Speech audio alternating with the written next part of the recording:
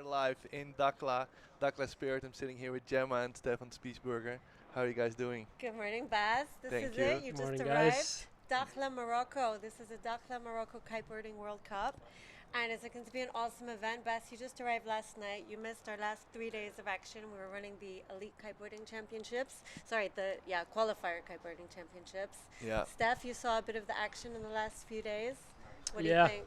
I'm here now since a few days and was riding a bit for myself, just getting ready and watched the guys a bit in the qualifier league. And we had some sick action here.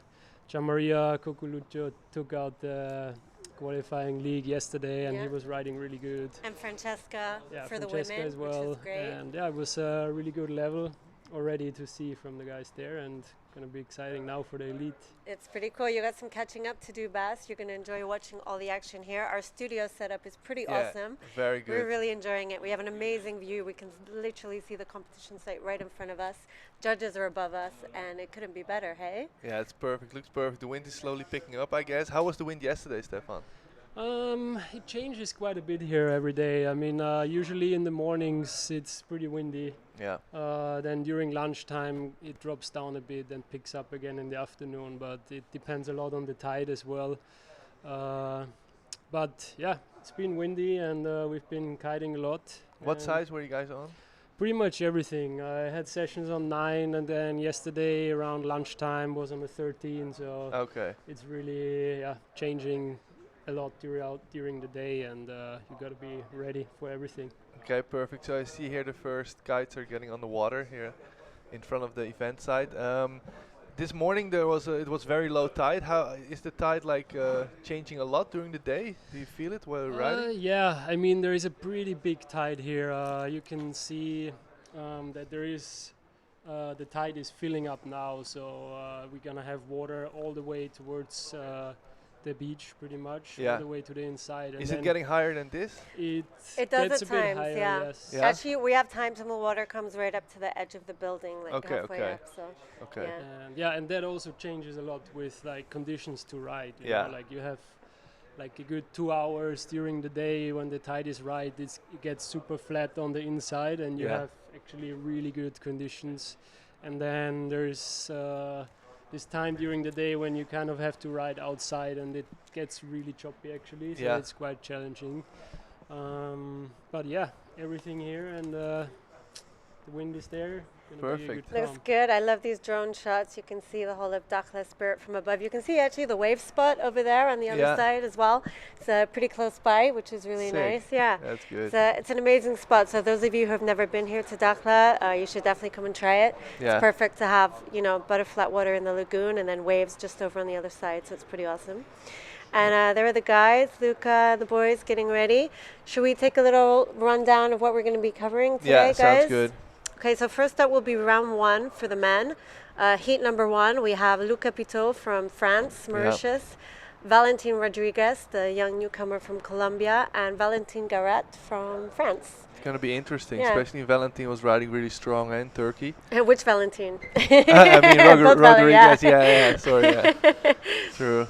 But Steph, what do you think about those 3 riders in heat number 1? That's a pretty heavy first heat of the day, actually, I would say. I mean, Luca Pitot was riding really good in Brazil just a few weeks ago. You were there, when we were there, and he was really killing it.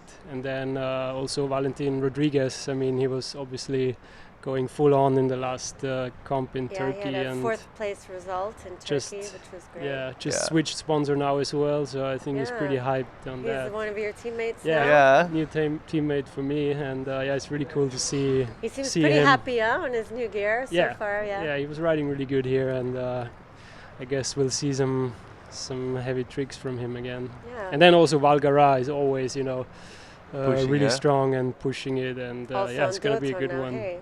He improved a lot as well, Valentin. Yeah. He has heats where it's like really, he just lands everything suddenly, and He was riding well yesterday. He started off his heat quite badly, and then he really picked up towards the end. And he got a pretty So good all these result. guys did the qualifier already. So they're all. No, not all of them. The qualifiers are to qualify for next season, Yeah. so it's really nothing to do with this competition. But Okay. obviously the guys who were maybe slightly lower on the elite Yeah. rankings wanted to do the qualifiers to joined. secure their Yeah. spot. And also because they're here and it's good training, it's Yeah. a good warm-up for the elite event. So I think that's probably why a lot of guys chose to do it. Yeah. So that was heat number 1. Heat number 2, we have a Lithuanian rider, Domantas Jusionis. Okay. Gian Maria Cocoluto from Italy, who Yeah. won yesterday's elite championship, and of course former world champion Alex Pastor. Perfect. And the first name is new for me. Yeah, Domantas, he is actually a qualifier league rider. Yeah. The reason he's in is because we are missing 3 of our elite riders due to injury. Yeah. Luis Alberto Cruz, Posito Martinez, Liam Whaley couldn't make the event, and so he's managed to get him a position Perfect. as a qualifier. So yeah, it's a new thing for him as well. He might feel a little bit of pressure It's his first in a World, big World heat. Cup. Yeah, it's his first elite championship. Nice. Exactly. That's great. Steph, what do you think of those 3 guys? Yeah, I mean, another one that is going to be really interesting. Alex Pastor, obviously, always really consistent. And Gian Maria just coming off the win from yesterday. He's for sure really, really motivated and Yeah. keen to really show all his best tricks. And yeah, it's going to be a good one to watch. I haven't seen Alex riding here these days yet because I've been stuck here, but I think he's been riding over at the speed spot Yeah. as well. Yeah. Alex actually had a few days or like 2 weeks off, I think, after Brazil. With his injury, yeah. He injured his knee a little bit in Brazil, but I don't think it will. Yeah, he affect almost him didn't now. come to the event, so it was a close call, and he literally made the decision like 2 days Yeah. before. So it's To good go. Yeah. good to see him here, and he says he's feeling good. So let's Perfect. see what he can Perfect. do.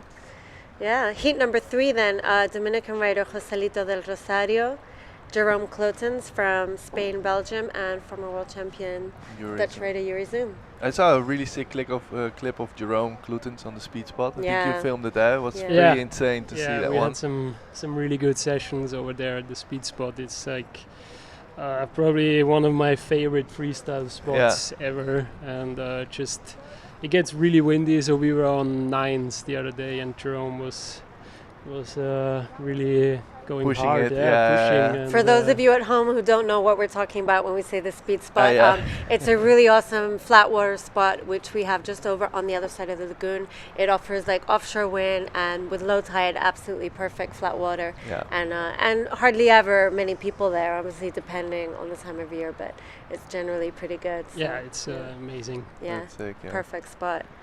So that's gonna be a big heat as well. Every heat's a big Every heat heat is now. definitely a big heat, Go yeah. find one that's not a big heat. Yeah, it's true. tough.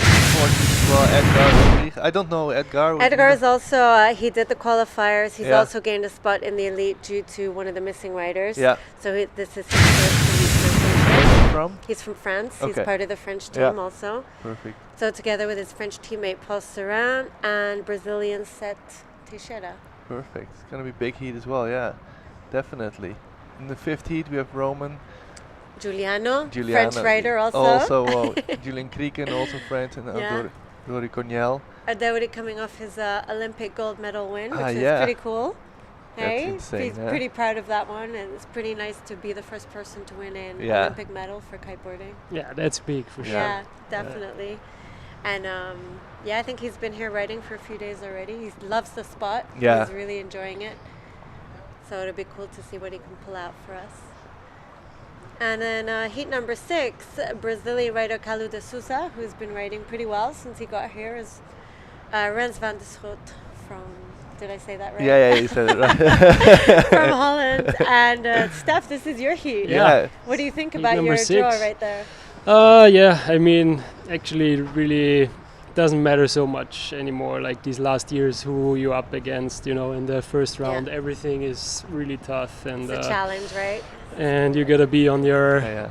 on your best, and From the start, yeah, hey? from the first round on. And I think, I'm really keen to get out there and show some tricks. Yeah, that's good. What tricks do you have in mind that you need to land in this heat to yeah, advance to the Like third how round? hard do you have to push yourself already from the start? I mean, for sure you have to really push already from the beginning. It depends also, on the conditions a bit. I think here you really have to adapt your heat strategy a bit actually, because it can get really windy, and then you gotta watch out a bit with your really high risk tricks, and you don't want to start off crashing. But then on the other side you can have heats that is like perfect. Yeah.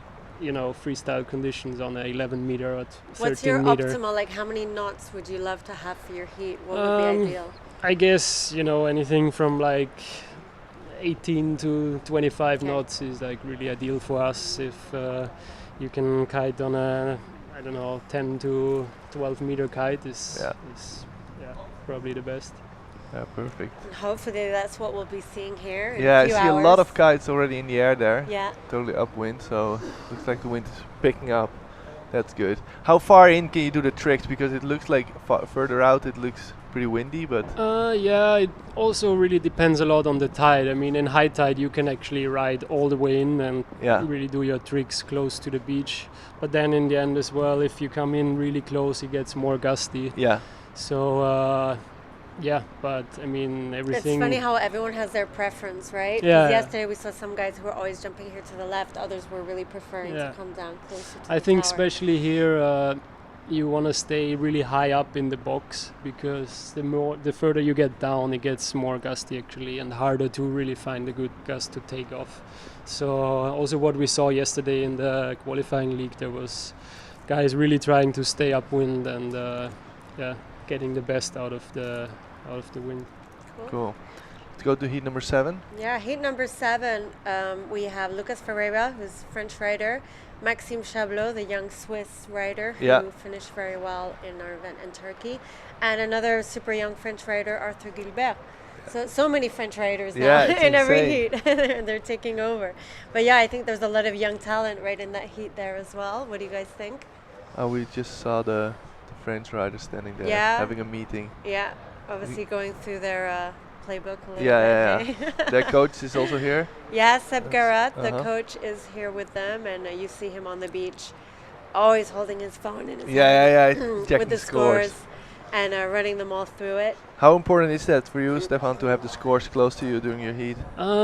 With the system now, I think it's actually really important to know what's your position in the heat. You can really, it makes a difference if you have like 1 or 2 tricks to go and you need to get either a high score or just replace a lower score. It really depends on, like, it makes a difference what you're gonna do in the end. And it's really helpful to have someone there, have a coach on the beach who is helping you with the strategy a little bit, and Who is helping you? Yeah, on the who's beach? your caddy? I'm usually working together with Fabio. Okay. Fabio Ingrosso. He's been helping out a lot of the duathlon riders, and it's been working really well for me. I'm pretty happy to have someone there on the beach, and that you can trust and know. I would say he's a good person to have, hey? He's pretty for on sure. it And we've been traveling a lot with him. He knows what tricks someone really has safe, how the scores are gonna be around, and that makes a big difference.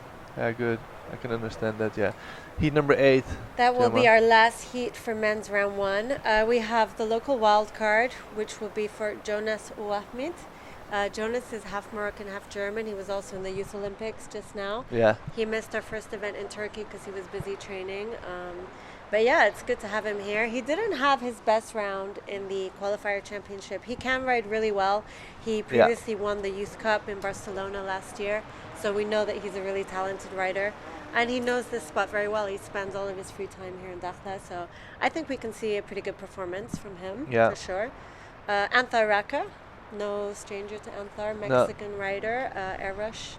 You're pretty familiar with him and his riding. Mm-hmm. And of course our number 1, Carlos Mario, in the last heat of the day. Pretty good. Yeah. So stay tuned also for the last heat, because it's gonna be sick as well. That's good. So don't forget that from these heats, the first top-ranked rider will pass through to round 3, and the second and third riders will get another chance in round 2. Exactly. So no one will be eliminated just yet. Everyone will have a second chance, which is always good, right? Oh yeah, no of one wants to course. go home after. No, you don't round want to go one. home after one heat. Yeah, and definitely not. yeah, it's definitely really worth it to take that first place in the first round, because you don't really want to face elimination straight up. And it lets you rest a little bit as well, right? Yeah, If you it can really do that. gives you some time to still like check out conditions and see what the scoring is like. That is always a bit different as well, and you have to. How have you seen the judges scoring during the qualifiers? Were you watching a little bit? I was checking it out Yeah, a what bit, do you yeah, think? of course, and yeah, I think it's been really good actually. I mean, I think especially here now again, it will come down to kite position as well a lot again. Yeah. That's good. And yeah, it's good to see that. I mean, I'm really for like, pushing big tricks and still having the kite low. I mean, that's still also one of my favorite things about kiting. Yeah. It doesn't have to be like always 720s or 900s. Yeah. It can be simple tricks with lots of power grabs and having a good low kite position. Well executed. Yeah. Yeah, I think it's cool to see what I saw in the qualifying league that was scoring really well, and yeah, that's exciting. Yeah, that's a good way to go. Perfect. Let's go to a small commercial break, Yeah. and we will be right back to you guys. See you in a moment.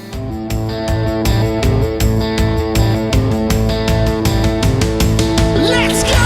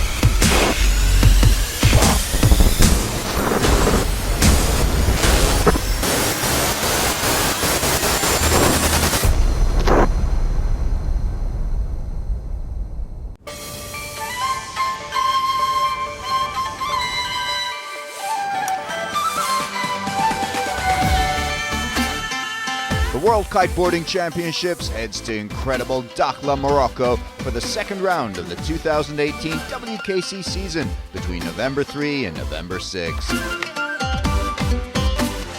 Will Brazilians Carlos Mario and Michele Sol continue their winning ways after victory in round 1?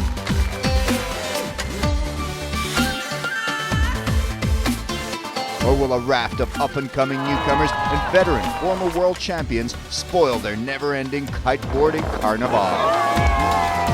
Catch all the action streamed live as the world's best men and women battle it out off the waters of Dakhla for the WKC Round 2 win.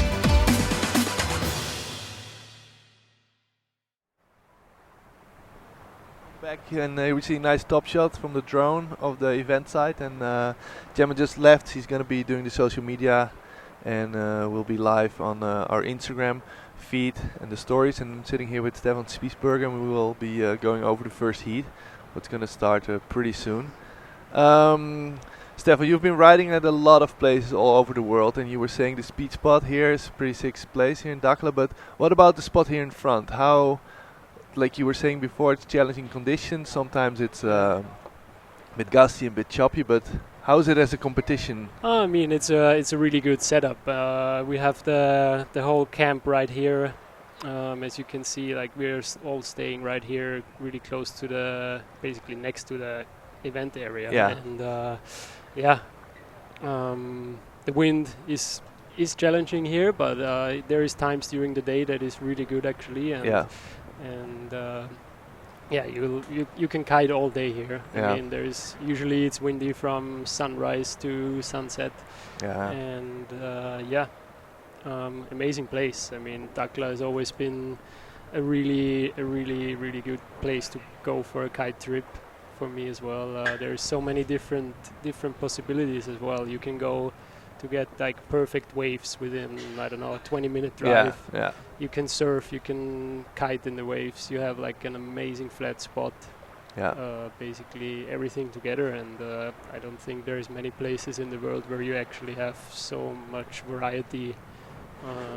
Within a short distance. So here, this place, I would say, like as you were seeing before, the bungalows where we are staying in, where all the riders are staying in, it's all close to the event. So I think it's a like nice event to compete in, because you can go to your room, have some private time, and go back on the water again. Is it very useful for you to? Oh yeah, for sure. I mean, to be able to just step out of your room and get in the water is definitely really comfortable, and you don't have to hang out on the beach the whole day. That can sometimes be a bit exhausting as well, and it's good to have the possibility to switch off a little bit, do something else, and go back to the beach and go full on. And how does it feel for you that there is not like, this is not a place, like as you can see, it's pretty like, it's a sick place, I would say, but there are not a lot of spectators gonna be. How does that feel for you? Is it like hard to ride, or do you prefer to have a lot of spectators, or? You know, for me in the end, it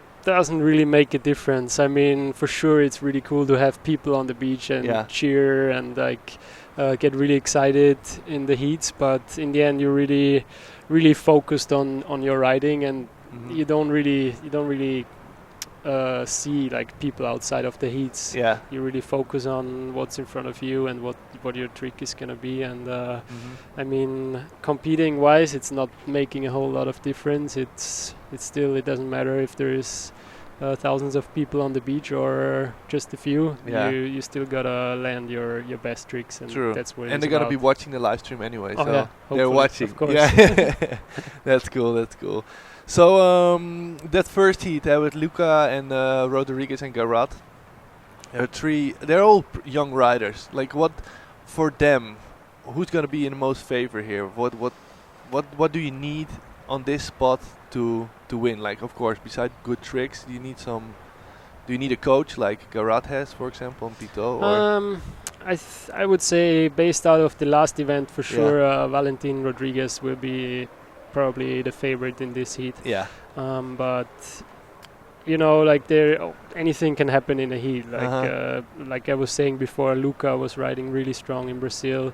Valgara always really strong as well. Like, for example, you were saying Luca is riding really strong in Brazil. For you, as you're saying that, what is riding really strong for you? Like, what impresses you? I mean, like a rider like Luca, he's obviously still pretty young and just basically starting to get into the whole tour thing and traveling, and he was riding in Brazil like just, you know, coming to the spot and like landing basically everything he tries, and I think he's just in that age now that everyone went through a little bit, you know, when you're like 18 or 20, you try anything and it works, you know, like you crash or whatever. It's not really the age I'm in anymore. No.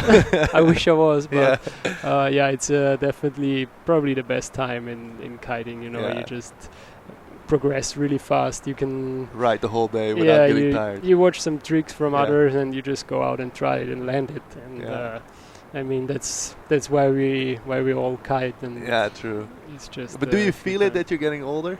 Oh yeah, of course. I mean, when I was 18 or 20, like, you know, people tell you, oh, just wait until you get older and you'll feel the pain after a heavy session, and I was like, oh, no way. So you don't think that this young Rodriguez is feeling any pain? I don't think they wake up in the morning feeling trashed from the day before, like I do sometimes. True, I understand. What do you think about Bebe, for example? Because he's not super young. You think I mean, his riding is really not, I wouldn't say safe, but you know, he just lands all his tricks so not easy, but just controlled, and he doesn't take too much risk, too much impact. And you know, his technique and his style is like super powerful, but safe as well at the same time, because he's just so crazy talented. And for example, I never saw him seeing like a scorpion, like that. Would catch your back edge or front edge. As soon as he takes off and he gets a good gust or like a good takeoff, he will land the trick no matter what he's gonna do. And that's I don't special, know. I mean, his talent is just crazy. I can imagine. And what about the girls? I didn't see anybody ride yet, but the girls, yes. Did you watch the girls? I watched a bit, of course. And there was some really good action going down. I mean, Francesca Bagnoli won the qualifying of the girls, and she had really good tricks. They were riding really powered. And it was good to see them like really pushing as well and going big. That's great. Yeah, I saw a couple of clips from Francesca on social media and stuff. They were riding insane. But also like what's her name? Michele Sol was riding so strong in Turkey, like the grab KGB. That's so impressive. Oh yeah, she definitely has some really good tricks, and also I think learned quite a bit of new tricks in the last week, what I've been following. So that's going to be exciting if we're gonna see that. Yeah. So we got Olaf van Tol, a race director, joining here as well, and I think maybe it's cool. I think to have you guys both here, like how important Olaf is for a competitor. Like what kind of information do you get out of the race director that's really important for you as a competitor? Olaf is basically the guy who says if we're gonna run or not, and just making sure that everything is running smooth on the water, like on the sports side. And I think Olaf is really important for all of us, because we, especially when it's light wind, I think that's the most critical point. When we are not really able to perform the tricks we want to do, and then it's always up to Olaf to actually either say we keep going, and he's gonna make us try to still do our best in light winds, but and in strong winds as well. I mean, we never really reached the limit actually to say it's too strong now that we have to call it off, but there is moments for sure. But Olaf is playing a big role in the whole competition. Do you feel that as well, Olaf, that your role is to, like, of course, what kind of information is important for you to give to the riders? It's like Stefan said, it's very critical for them. They train with a specific minimum wind, let's call it minimum, and they can still perform, and they base their equipment on that minimum wind. We don't say we can't compete with 10 knots or 11 knots. We don't speak about that really. It's more like what is suitable, because 12 knots here might be different than 12 knots somewhere on the lake. But this is very good that you're saying this, because for a lot of people they think 20 knots is everywhere the same. You have to take in consideration the currents. You have currents that run with the wind, and then then it's a whole different ball game than wind that goes against the current, because it makes a big difference what you actually feel in your kite and pressure. So just standing there with your wind meter will give you an indication what the wind is, but then you have to work with all the other factors. But also the density of the wind, because 20 knots in Cape Town is totally different than 20 knots in Brazil. Exactly. The warmth of the wind. I'm not even touching that subject, but even the density, which makes actually the biggest role besides the current and the actual wind readings, makes a huge impact what they feel in their kite. And it's like this morning is a good example. It was basically 5 knots this morning at 9, and then it starts freshening up, and then with 10 knots people think it's windy. Yeah. And they go when we're starting, I said, listen, it's up my tower up here, it's only 10 knots, and it's when I stand on the beach it's about 7, so we can't go yet. And then the guys only start warming up when it gets anywhere near suitable. Yeah. So you won't see anybody on the water hardly to give us a better indication of what is actually out there. So what is happening at the moment, Olaf, when you look at the flags? Because I know also a lot of people say, look, it's windy because the flags are all going. Yeah. There is a difference between going, like what you see the people being taught kiting, and they can actually go back and forth. Yeah. But you need actually a little bit more wind force, power of the wind strength, is the correct word, before you can actually perform your tricks. Yeah. So that's what we're waiting for here now. We got about between 8 and 12 knots of wind, but it's just not it's suitable. too little. It would look really lousy as a show, and for them to perform in those conditions. Stefan was saying before 20 to 25 knots, right? Is that ideal for you? Yeah. So that's mostly 10 meter or 12 meter kites. Yeah. The guys like, I think around the 10 square meter would be ideal conditions. If it gets any windier, like Stefan touched earlier on, it becomes actually they don't train that much with 8s and 7s, and then it becomes a bit gnarly for freestyle. You're actually almost moving into a different part of freestyle, big air and all that kind of thing. So the riders like the relatively bigger kites more. Yeah. So as a race director, what's the ideal day for you? Because I know for the kiters, if it's 20 to 25 knots, I can ride my 10 meter, 11 meter the whole day. It's perfect. How does it feel for you? For me, the ideal scenario is basically the places where it almost blows day and night, or at least from like early mornings till late evenings, and then I can shut off as far as I'm concerned. But ideal is where I don't have to break off heats or make big.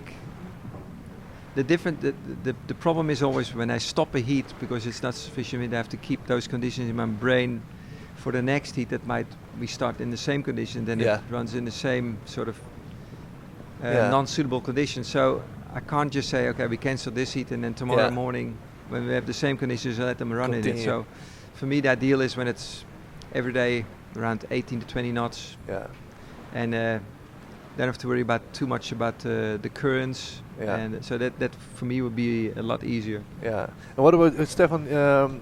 Olaf was saying like canceling a heat, breaking a heat.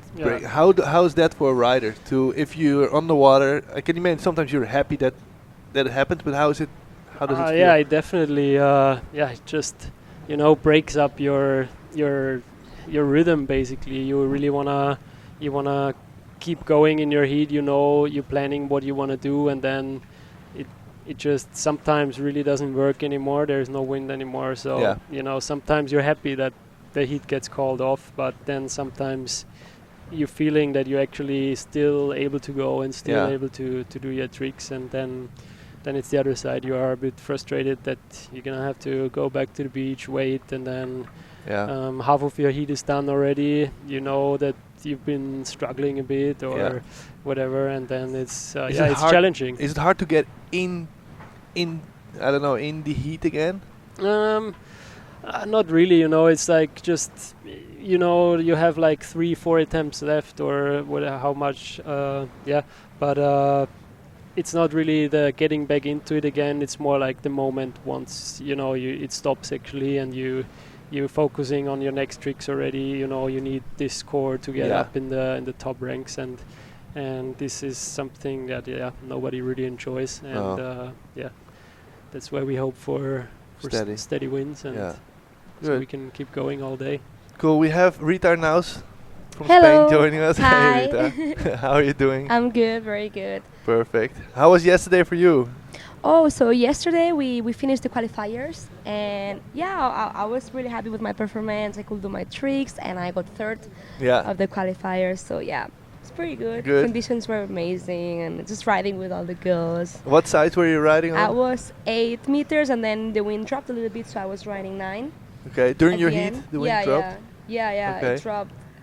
It drops a little bit in the midday here, the wind. So we went to the water around 12, something like that. So yeah, all the girls had to change kite, but it was good anyway. It was so much fun to be with Isabel and Francesca Bagnoli and Pippa as well. Like, we have such a good vibe between all the girls. It's amazing to be competing in the water all together. Good. Yeah. And were you impressed by any of the girls that were competing yesterday? Well, Francesca, definitely. She's killing it. Like, wow. She's very, very good. And what impressed you most? Like, she's landing very, like, good tricks and with power, a lot of style, like heart attack, KGB.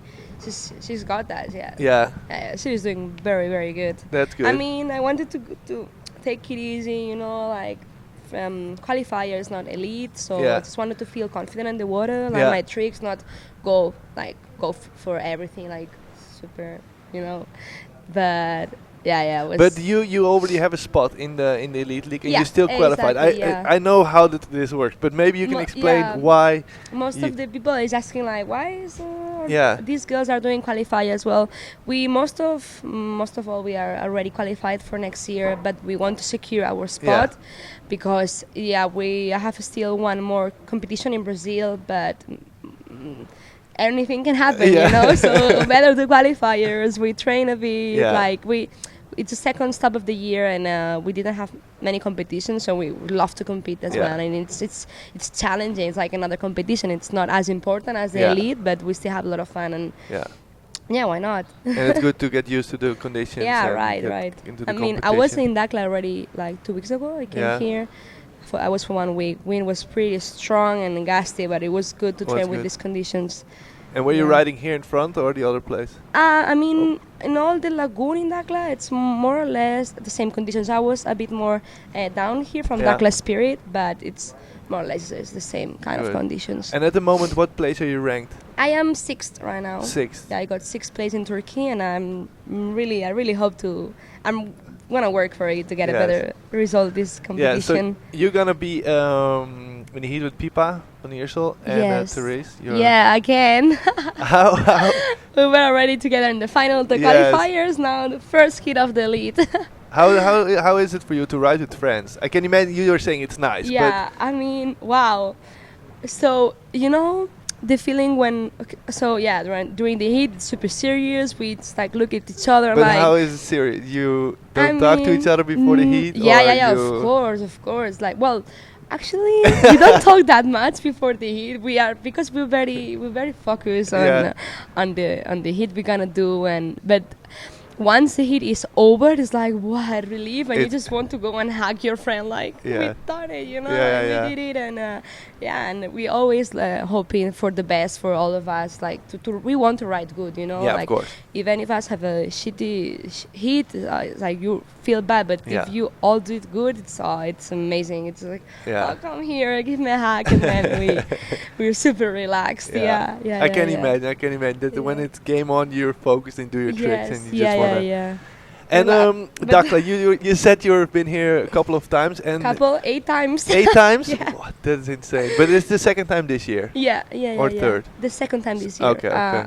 Yes. Yeah. Okay, perfect. And like for me, if I look at the event, like I was saying before to Stefan, like there are not a lot of people like on the beach. How does it feel for you? Do you like it when there's a lot of spectators, like cheering for you? Ooh, Rita, let's go! Or that they're watching anyway from home. Yeah, I mean live stream. It's we have an amazing live stream. It's so many people watching it, and it's super cool. I know.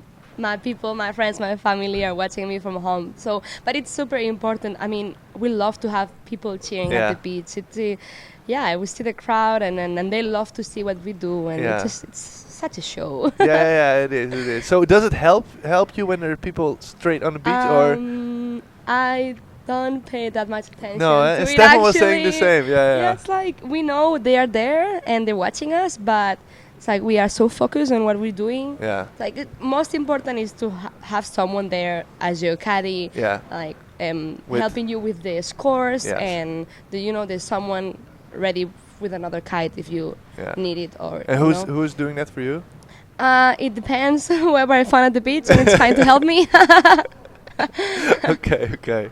That's good. So let's go over the heats of the girls. Yeah. Maybe you can say the names because my pronunciation of the names. Well, mine pronunciation is not the best either. So in the first heat we have Osaya Redding from France, Mika from Brazil, and Maureen Castel from France as well. Yeah. Yeah, well, it's pretty interesting. I mean, all the girls' heats are riding. I mean, all the Insane, girls are, it's like the level is super high. Then Claudia Leon from Spain, Francesca from Italy.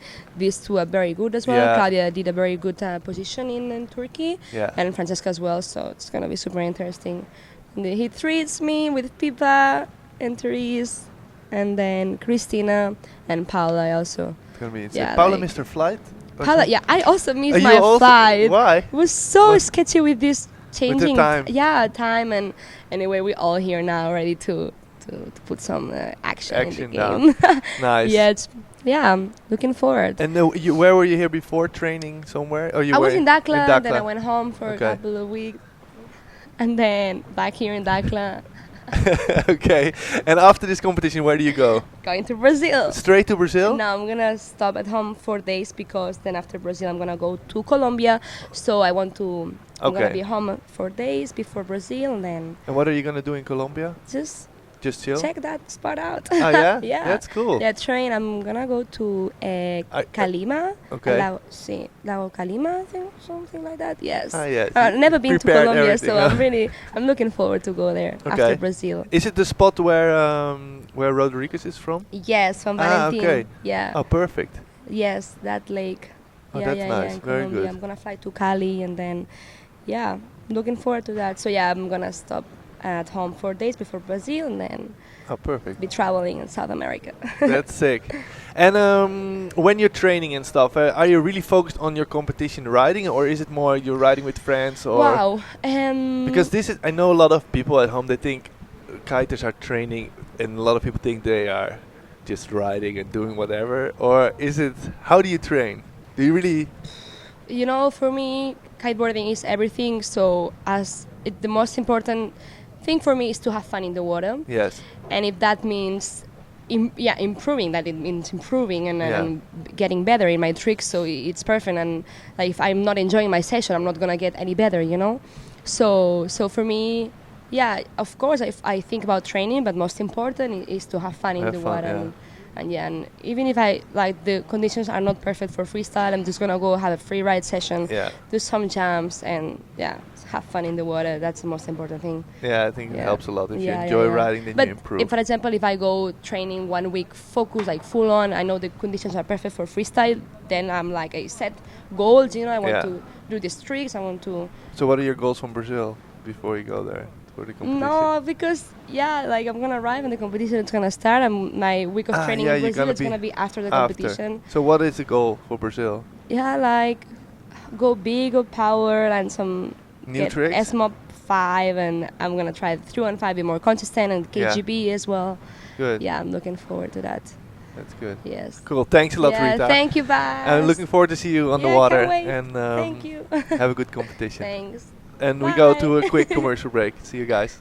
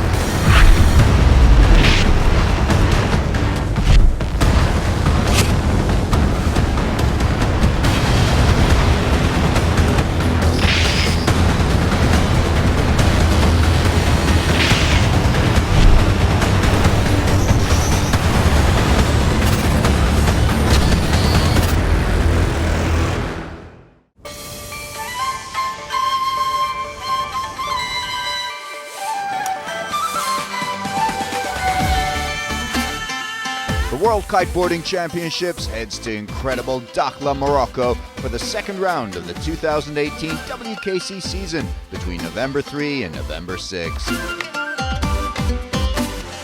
Will Brazilians Carlos Mario and Michele Sol continue their winning ways after victory in round 1?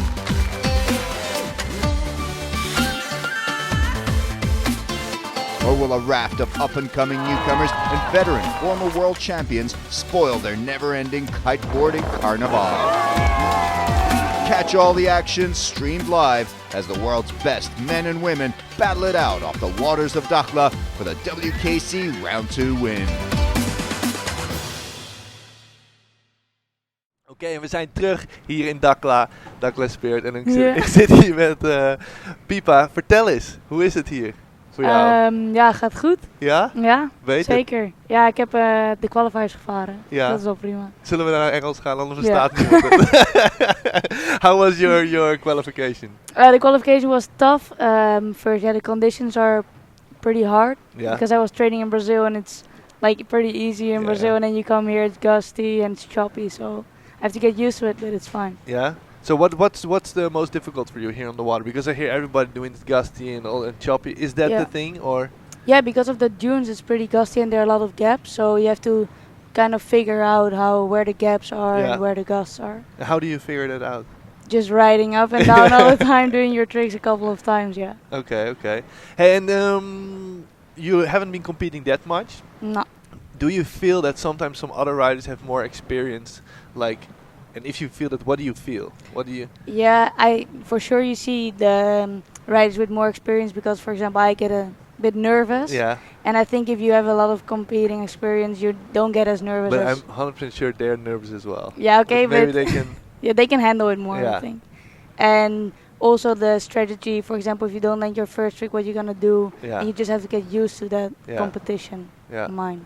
Okay. So what's your opening trick most of the time? Blind history. Yeah? Yeah. And why? Because it's my most safe trick, and I think you want to start with a confident trick, because if you crash your first trick, it's kind of hard to come back. To get into the heat, you want to land your first trick. Yeah, I can understand that. So you're in the heat with Rita. Mm-hmm. And Therese. So how does this make you nervous, or does it make how do you feel about it? I don't want to focus so much on the competitors I'm with, because you always have to ride your own heat. So, for example, it doesn't matter which competitor is next to you. You just have to make sure you land your own tricks. Yeah, I think that's a really good setup, because I think you can get really nervous about who you're riding against or whatever. Or maybe you think, oh, I can beat her easily. I don't think you ever have to think that, because, you know, for example, in this wind, everything can happen. Mm-hmm. Like sometimes you have to ride with a 7. Yeah. And I know for everybody it's difficult to ride with a 7 in the gusts and in the choppy. Yeah. So you just have to make sure you ride the best you can, and then let's see what happens. So, and ideal conditions for you is what kite? 9. 9. 9 prime. Yeah, 9 prime. Okay. That's good to hear. And your qualification, how did it go? Can you explain me a bit? What was true? Yeah, I started actually with 2 really good tricks, blind history and heart attack. Yeah. And then I wanted to go for KGB. Yeah. And I didn't land that one, but I thought I was pretty close. And I was like, okay, I just have to try it again. And I missed it again, so that means you only have 2 tricks and you already had 4 attempts. Yeah. And then it made me nervous, and I was like, shit, I have to land a safe trick. Yeah. And then I crashed my safe trick as well. Oh shit. So yeah, it's hard, but you have to like reset yourself and then do it over again. Yeah. Cool. And sometimes I make too much pressure on myself. Yeah. But what do you mean with that? Too much pressure on yourself? For example, I want to land like straight away KGBs and that kind of stuff. Like you go set the standard too high. Yeah. Okay. But maybe sometimes you have to get a bit lower, first get your scores and then improve those scores. Yeah. Okay. And are there any of the, like for example, you're saying like I set the standard too high for myself. Is there any rider that's an example for you? Can be also like a rider that's not competing in this, or like an ex-competitor, or one of the guys, like you're saying, okay, they are having a very good like competition setup, their technique and strategy is. Yeah, I think Carlos, because he just lands every single trick. Yeah. So I think, for example, he's a good example. But also you can see I always liked Yuri's kind of strategy, because you can see if he doesn't make the blind 7, for example, he makes a 5. Yeah. So he gets the points. Yeah. Yeah. And yeah, he's a really experienced rider. So Yeah. good example. Yeah, he has been competing for a long time. Huh? Mm-hmm. Hey, and what about the judging and stuff? How is it? Are you having that in your mind? Like, are you looking at other heats, what scores better, or are you? Yeah, that's actually also why I do the qualifier, because you can like feel what, for example, if you do your kite too high, Yeah. they score way less, and if you have a butt check, it scores also less. But Yeah. like it's a difference. So now you have to figure out, okay, I have to put my kite way lower than what you normally do, because it gets a way higher score. Yeah. Is it easier for you to do it? Sometimes not, because if it's gusty, I prefer to use my kite more. Yeah. But if it's not gusty, then you can set your kite lower. Okay. Okay. Okay. Hey, is it the first time that you're here in Dakhla? Yeah. What do you think about the spot? Well, the speed spot is amazing. Like, Yeah. I've never seen so much flat water in my life. It's forever, huh? Yeah, it's forever. I had a meter, and I reached like 60 kilometers per No hour. way. Yeah, the speed, like Yeah. You can build up like so long. Yeah. And this spot, like in front, is also pretty good, but it's more gusty. Yeah, it's a challenging spot, but it's challenging for everybody, I would say. Yeah. And what about the temperature of the water outside? It's good? Yeah, I ride in a shorty, so it's fine. It's fine. Is that your ideal setup? You prefer to ride with wetsuit or just bikini? Well, with the Lycra, not in bikini. Yeah, I don't know. Yeah. But yeah, I prefer without wetsuit than with. Yeah? Because you're more flexible. Okay. And what about here, the setup, like where we're staying with Dakhla Spirit? Are you enjoying it? I really enjoy it, yeah. Every day, like nice food and good sleep, and the view is amazing. And for you, how is it to be like all together at one location, all the competitors together?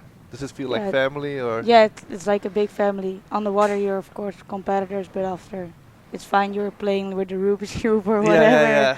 With everybody, it's cool. That's good. And how does it feel for you that there are not a lot of spectators here? Like most of the people are watching, of course, the live stream, like you guys do at home. Yeah. But like, does it help you competing when there's like a lot of people cheering for you on the Yeah. beach? It helps you. Because, for example, if everybody's cheering you on the beach, you're like, oh yes, I have to land this trick. You're doing it for yourself, but also for the crowd. Yeah. But on the live stream, you don't feel that people screaming because it's live. So you feel it when you check the comments, then. Then you feel it. Yeah. Okay. But not like if people are on the beach, it's always different. Yeah. Okay, cool. And what about training? When you're training, you like to have a lot of people there watching you? Like, I know in Brazil, like there's so many people on the beach always that are watching and like pushing, or you like it to be like on an empty lagoon with nobody? No, I prefer with people. Yeah, you like the push, yeah. I like to push with people because, for example, if you are alone on the beach and then you see nobody doing the tricks, and for example, if I see somebody doing blind 5, then I'm always thinking like, maybe I can go for it as well. Yeah. So how are you going with your blind 5? It's hard. I saw you trying it in Greece. Yeah, but I get a lot of back edges in Brazil. Yeah. And it was like I couldn't focus that much on the blind 5 because I knew if I'm gonna land it once, I will not land the competition. Yeah, it's. So first focus on the tricks you can make in the competition. So blind 5 is for next season. Yeah. And what are the tricks that you were focusing on in Brazil to get ready for this competition? Blind 3, heart attack, KGB, 313, and hintermope. Okay, that's good, huh? But I can't say too much. Well, because the girls are watching this as well. You don't want to. Yeah. No, it's fine. So you have one like a joker? No, not yet. No, not yet. It would be the blind 5, but I can't do it. Yeah. Okay. Is that also like if you can pick one of the tricks, like for example that say that Pepe is doing something, which trick would it be then for you? Heart attack 7. Heart attack 7 is the most beautiful trick ever. Yeah, it's so sick. Like I don't know, I prefer it than a KGB 7 or something because with a heart attack you're spinning like in one. It's so all like in the same without the opposite rotation. Yeah. And what about the backmob 7? Yeah, I like it, but I think Heart Attack 7 is more Looks sick. nicer. Yeah. Okay, that's good to hear. Okay, what do you think about the wind? It's still pretty mellow at the moment. Yeah, I hope it's picking up, but I'm not sure. Okay. I think it will pick up like in the afternoon. What about the days before? Yesterday, like in strong. It was immediately strong the whole day. Yeah. No. It starts like at 11. The wind starts to pick up. Yeah. And then at the end, yesterday at my heat at around 3 or something. Yeah. And then I was riding with the 9. Yeah. And the heat I switched to 11 because the wind get a bit lower, but then. Okay. Yeah. We will see. Fine. Cool, Pippa. Thank you so much for joining, and have a good competition. And talk to you later, hopefully. Thank you. Okay, cool. Okay, we go to a quick break, guys, and I talk to you guys later in a bit.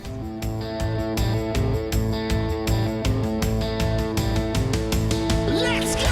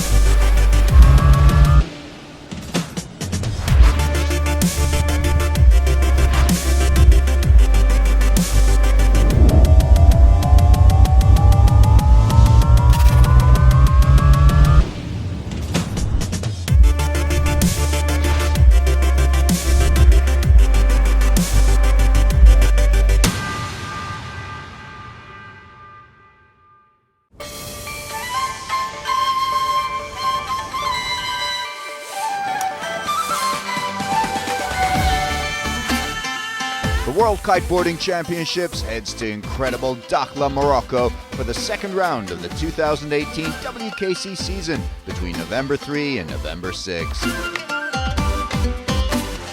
Will Brazilians Carlos Mario and Michele Sol continue their winning ways after victory in round 1?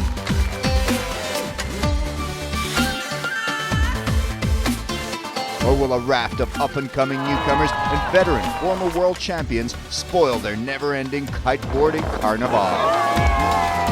Catch all the action streamed live as the world's best men and women battle it out off the waters of Dakhla for the WKC Round 2 win.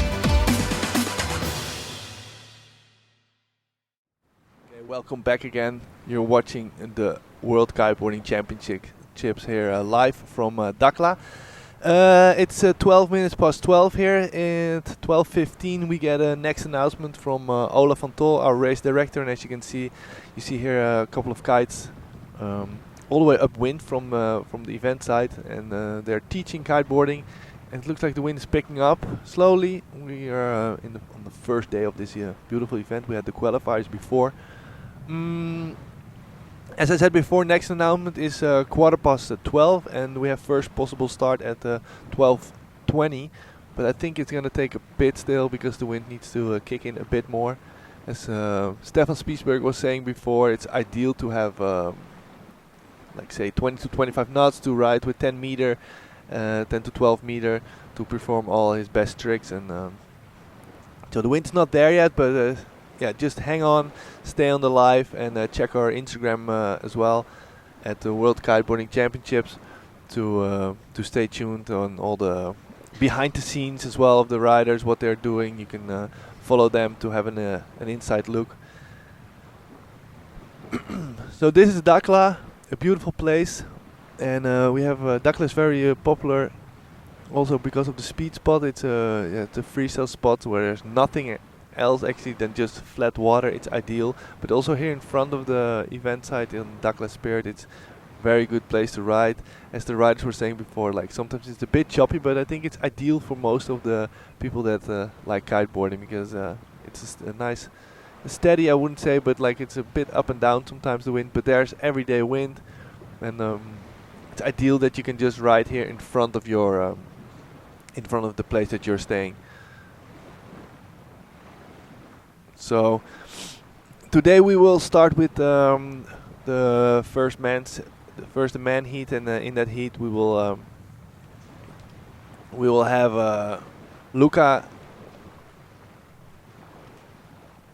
Pito and Valentin Rodriguez and Valentin Garat. And joining here is the big man. How are you doing, man? Very good. How are you doing? Good. It's odd to be on this side of the camera. Yeah, it is. Normally always behind the scene. Normally behind the guys who are behind the camera, shouting at them and saying, Shouting, do this, do that, don't do this, don't do that. Exactly. Go on, introduce yourself for the people at home. I'm Selim. I'm in charge of the production, the media, and I'm helping Yuri run the championship this year, the tour. Yeah. As you know, last year we lost the promoter and everything, and so I think Yuri, myself, Gemma, we've been working quite hard to get the store up and running this year to keep the show going for the riders. Yeah, definitely. And it's not been bad. I mean, we did quite a good event in Turkey in Akyaka. Yeah, that was amazing. That's your home. That was my home spot, so it was easy for me to organize. Yeah. And now here we're in beautiful Dakhla. It's your first time? My first time, absolutely. Yeah. The wind has been pumping all week. Yeah. And now it's evaded us. No, it's okay. It's gonna come back. Yeah, of course. It's gonna come back, and then of course from here I'm gonna fly direct from here to Brazil. Okay. And then you guys are gonna join us about a week later. Yeah. No, I will be one day at home, I think. Just is that all? Just grab my guide stuff and then I come as well. Okay. Yeah. And then and I think I was there last week. Yeah. It's amazing. We're preparing for a pretty epic show down there. We've got the grandstand set up. We're gonna get big crowds. Yeah. It's gonna be at Douro Beach again, huh? It's gonna be Douro Beach again, and I mean they're super stoked. We met with the mayor and everything. They're super happy. Yeah. And now this year, we've gone really big with the media. Yeah. We're on every single major sports network in the world. We're on CNBC. We're on beIN Sports. We're on OSN. We're on Sky. We're on ProSiebenSat and Ziggo in your country. Perfect. Yeah.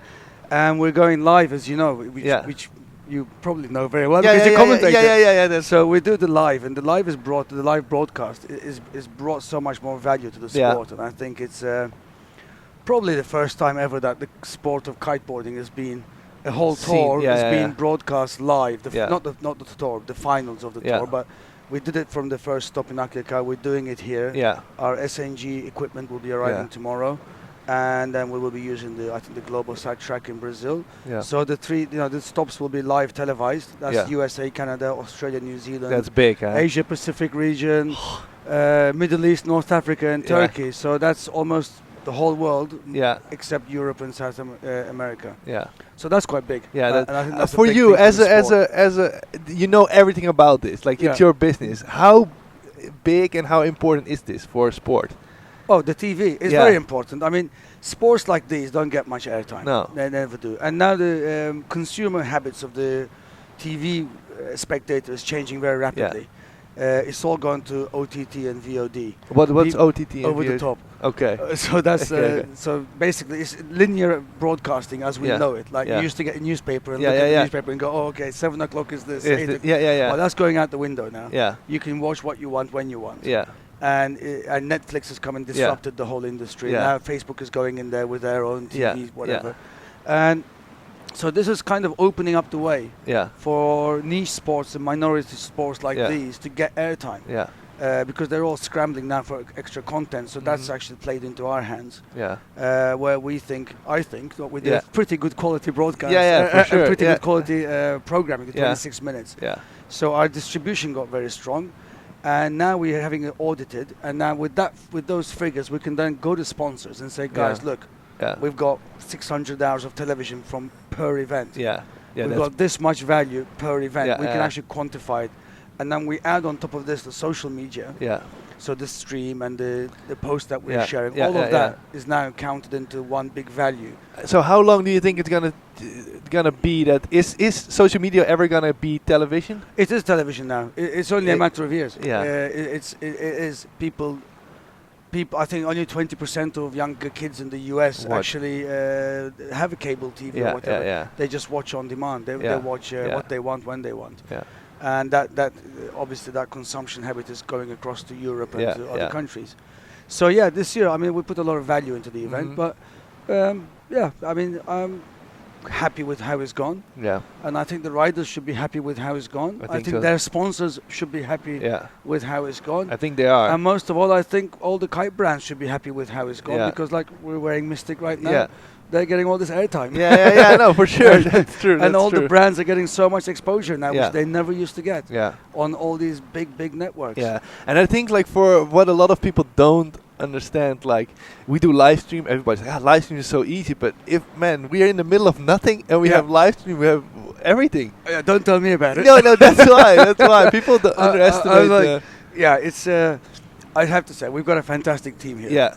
We've got a great team that works round the clock, and we spend, I mean, not we, because I'm now more involved running the event and the TV on this year's events, but I mean, they spend a lot of time just troubleshooting, fixing problems, working around problems, finding solutions, whatever. But in the end, the important thing is when the time comes, when you're going to go live at 11 o'clock, you've got to deliver the goods. Yeah. And so far, they've done a fantastic job over there. Yeah. And we'll keep doing it. And let's see what happens next year. We're closing this year. And can you say already something about next year? I don't want to go into that. No. Okay. As you know, there is a lot of speculation. Yeah. There's a lot of discussion. Yeah. Going on. There will be discussions going on here with the riders in choosing their destiny and how they want to go and which direction they want to go and on how the tour should develop. Yeah. But ultimately, I think, as far as I'm concerned, the media side should continue. Yeah. Obviously, we have some great events. I'm hoping that those events will continue. Yeah. And then we'll see what happens. But already we are getting a lot of interest for next year. Yeah. On the WKC. Yeah. So let's not speculate next year. We'll talk about it in Brazil maybe. Yeah. Okay. That's a good one. Let's keep that in mind. Let's leave that. And last day of Brazil. Yeah. We'll do it then.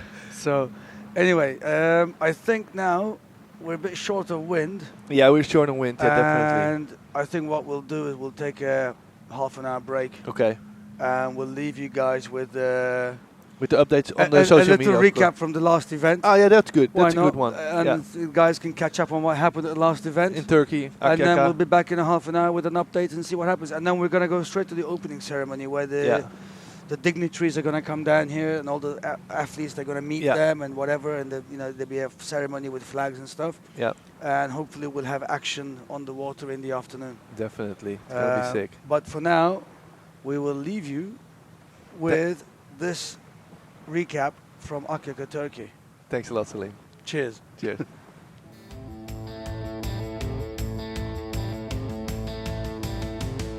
Let's go!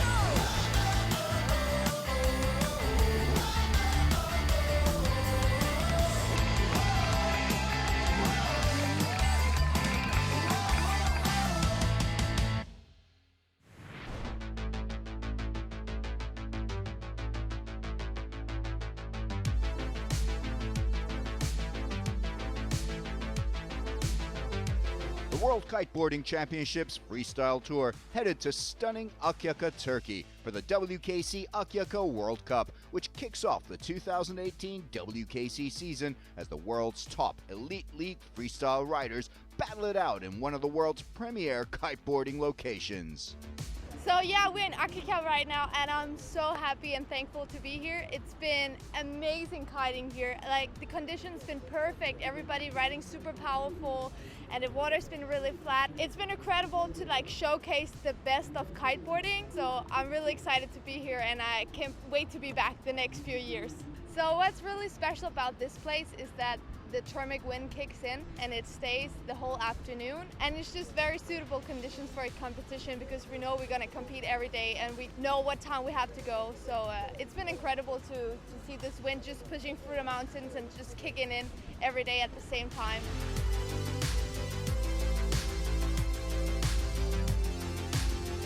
Akyaka is one of the most scenic and unspoilt corners of the Mediterranean, with steep forest-covered mountains cut by the pristine Azmak River that weaves and flows through one of the most unique and diverse ecosystems in the eastern Mediterranean, merging with the clear blue waters of the Aegean Sea as it winds its way through a picturesque town and countryside that attracts visitors year-round, with its incredible natural beauty scenery, outdoor sports opportunities, nightlife, and of course, the kiteboarding.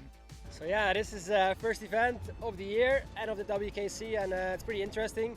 There's a lot of young talent, young riders, 16, 17, 18, and there's just a couple of older riders just like me, and yeah, we're just trying to battle it out against them.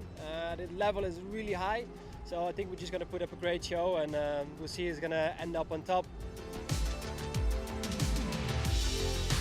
Famous for its warm, clear waters and reliable thermal winds, Akyaka offers optimal flat water freestyle conditions. It's amazing to be back. We all love this place a lot. It's amazing. I'm feeling ready, been training a lot, I've been doing kite camps, I've been working in events, and I couldn't wait anymore to compete again.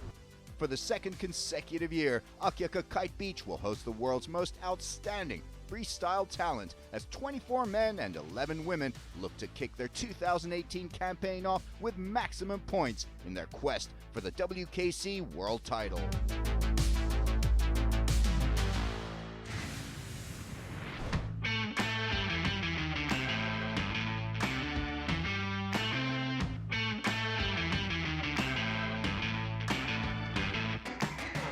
The men's field is led by defending world champion Brazilian Carlos Mario, aka Bebe, who has dominated freestyle kiteboarding in recent years.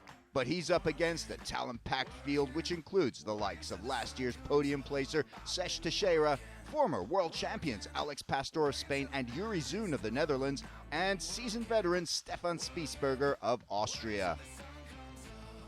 There's also a fleet of young stars in the making, including Adiri Corniel from the Dominican Republic, Swiss rider Maxime Chablot, and Valentin Rodriguez of Colombia, as well as a contingent of 8 French riders, including Valgarat, Nicolas Delmas, and Arthur Gilbert.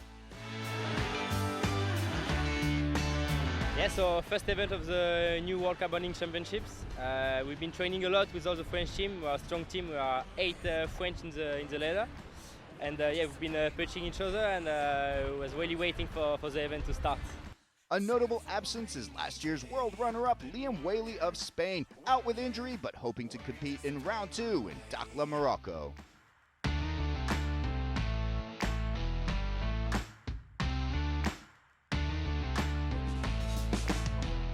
The conditions were perfect from day one, and the wins were spectacular as the Akyaka World Cup got off to a perfect start, with fans and spectators flocking to see the incredible action unfold on the water and a lot of fun on the beach.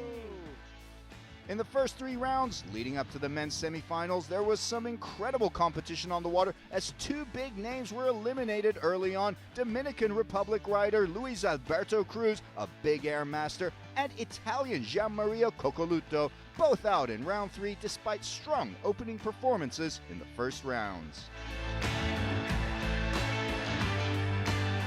Young riders like Adiri Corniel, Maxime Chablot, and Valentin Rodriguez put on an amazing show in the first 3 rounds and joined more experienced riders in the semifinals.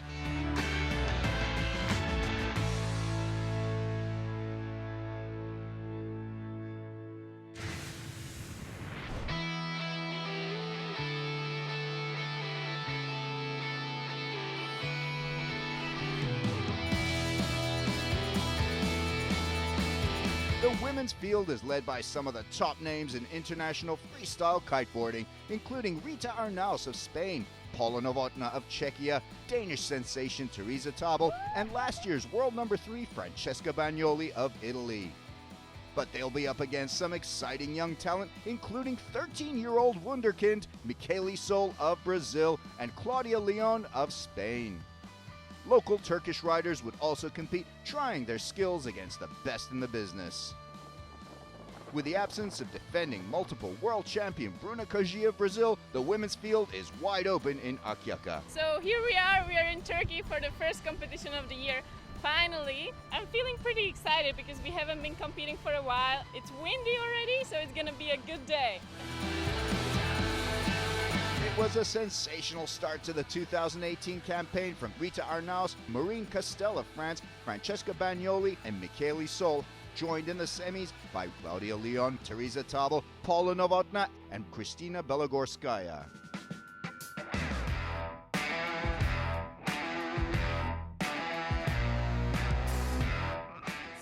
day 3 today, and it's gonna be so exciting. This is the time to really push if you want to make it to the final.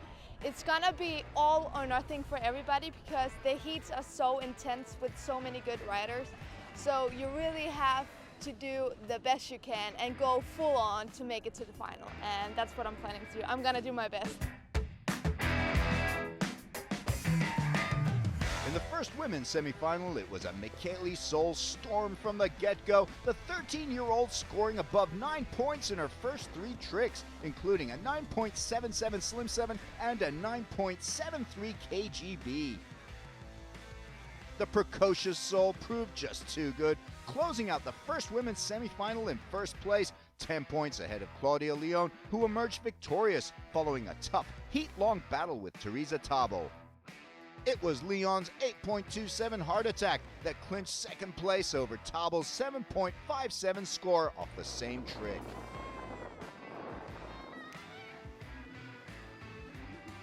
Meanwhile, Rita Arnaus had a nightmare of an outing, crashing on multiple occasions and out in the semis.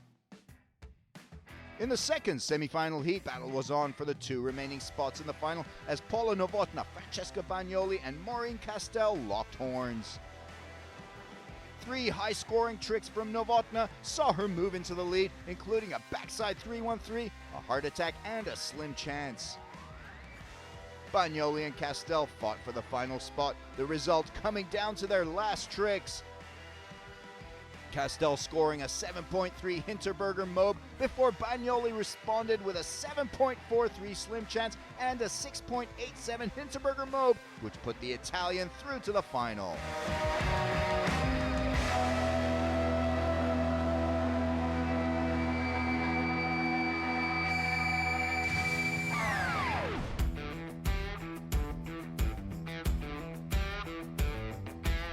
Well, I definitely want to make it to the final. It's been the goal for the whole year, and now I got the opportunity to get to the final, so I'm definitely going to put all the chances to my side. In the first men's semi-final heat, Aduri Corniel led early on with a 9-point average after his first 3 tricks, laying down the highest score of the heat with a 9.4 Slim 9. There was an epic battle between Maxime Chablot and Sech Teixeira right from the start, with Chablot scoring an 8.77 with 319 and Teixeira answering with an 8.17 heart attack before taking the advantage with an 8.2 Slim 7. But Chablot made a strong comeback with his 6th trick, nailing an impressive 8.93 on the same trick.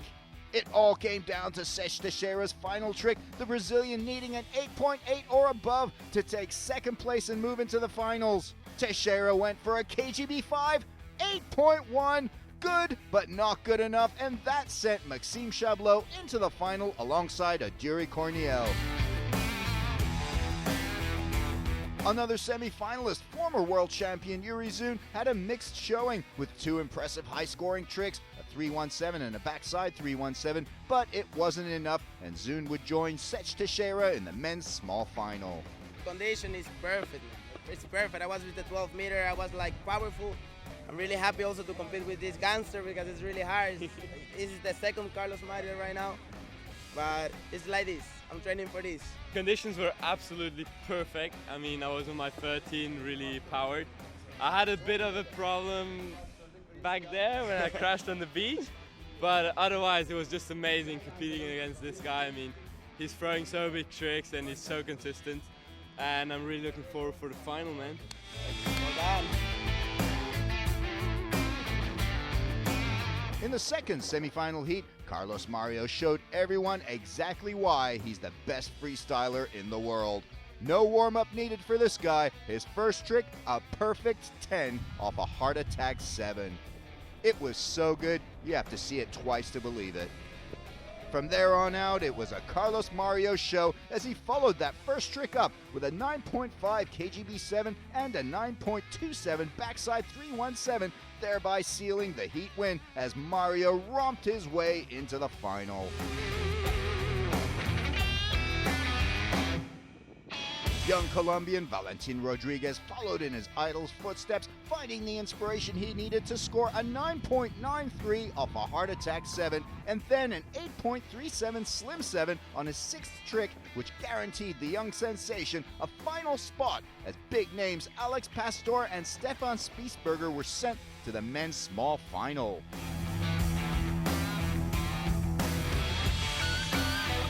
In the small final, it was the most experienced riders fighting against each other, and in the end, it was Yuri Zun who won the heat with over 33 points, finishing the week-long event in 5th place.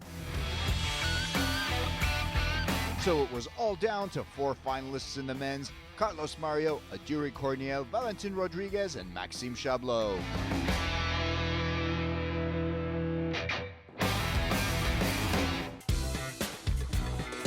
With the day's racing over, it was time for riders to unwind and enjoy the WKC as they danced and partied into the small hours.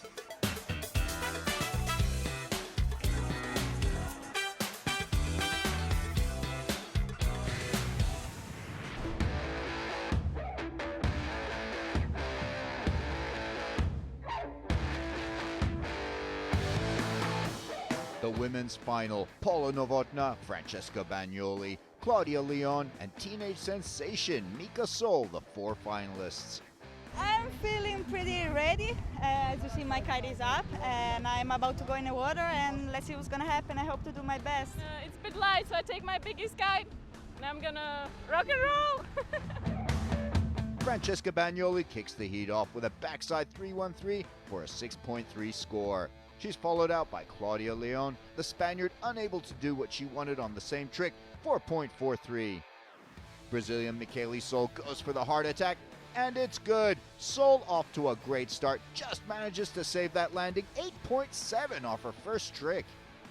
Novotna responds with a safe and clean backside 313 for a 6.8 score. Bagnoli on her second trick, she goes for a slim chance, smooth cut after the rotation, clean in and out, and 7.7 for Bagnoli. Leon goes out for a slim, but she has trouble crashing out on her second trick. That can be redeemed considering the best 4 tricks from 7 count for the final score. Now Michele Sol goes for her second trick, and she lands a massive slim 5. It is impressive, up there with some of the best guys, and that earns her 9.5 as Sol continues her excellent start to this final heat. Paula Novotna responds to Sol with a back to blind for 6.5, and at the end of the first 2 tricks, it's Michele Sol leading with Bagnoli in second, followed by Novotna and Leon. The third trick, another strong takeoff from Bagnoli, the Italian nailing a solid Hinterberger mobe for a 7.8 score. Claudia Leon tries to make up for that crash with a good slim chance for 7.13 as she gets her campaign back on the right track. Michele Sol prepares for her third trick. It's a back to blind. Good clean execution. 7.7 off of that. Not bad. Relaxed, steady, not with a great rotation, but a good grab there and a clean landing. Novotna goes for a big S-bend to blind. Novotna maintains her consistency so far with another 6-pointer, but she needs to start getting some bigger scores here to keep up with Michele Sol and Bagnoli. Bagnoli goes for a Heart Attack, and it's good. The landing is solid. Bagnoli produces another 7.7 score, putting pressure on Michele Sol. Claudia Leon goes for an S-bend to blind, but she's not happy with that 6.73. She needs bigger scores than that now. Here's Michele Sol on her 5th. Can she keep her excellent form going? And it's a smooth back mobe for an excellent 8.67 score. She is not letting this lead slip. Very clean trick here. Novotna no doubt feeling the pressure, but she has the experience to deal with it. Loads the kite, goes for the slim, and it's a good one. Her best score yet, 7.33 on her 6th trick. Bagnoli needs to step it up here. She goes for a KGB, but can't make it. Going for a back to blind instead for a score of 6.27 with 1 trick left. Leon with a good back to blind as well for another decent score, 6.73. Now Michele Sol is up. She goes for a KGB with a grab bend. It's very, very good. 9.83, and that brings the Brazilian through with a win, regardless of what happens in the last tricks. but the battle is still on for second and third podium spots between Bagnoli and Novotná. Bagnoli goes for a 5.83 Hinterberger mode, but will it be enough for runner-up spot against Novotná? Claudia Leon still with a chance at a possible podium. She goes for a solid Hinterberger mode, but 6.87 will not do it. She will finish fourth. With a WKC Akyaka Elite title already under her belt, Sol goes for a little fun out there, aiming for a front blind mode, but it makes no difference. Mika Sol is still the winner. I feel amazing. I was hoping to be in the top 3. Now I just won the comp and I am super stoked. Paula Novotná now with her last shot at snatching runner-up spot from Bagnoli, and it's a huge heart attack, and it's good. Will she do it? 9.07. Novotná takes second position from Bagnoli, who will settle for third on the podium. There it is, the women's WKC Akyaka champion, 13-year-old Michele Sol of Brazil. Novotná just scrapes in with the last trick with runner-up, and Bagnoli third.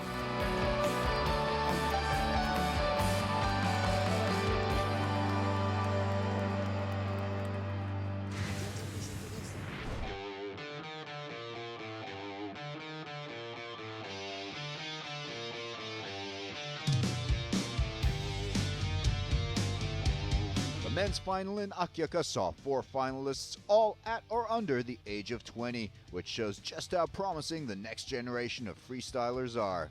3-time and defending world champion Carlos Mario was up against 3 extraordinary youngsters, Aduri Corniel, Maxime Chablot, and Valentin Rodriguez.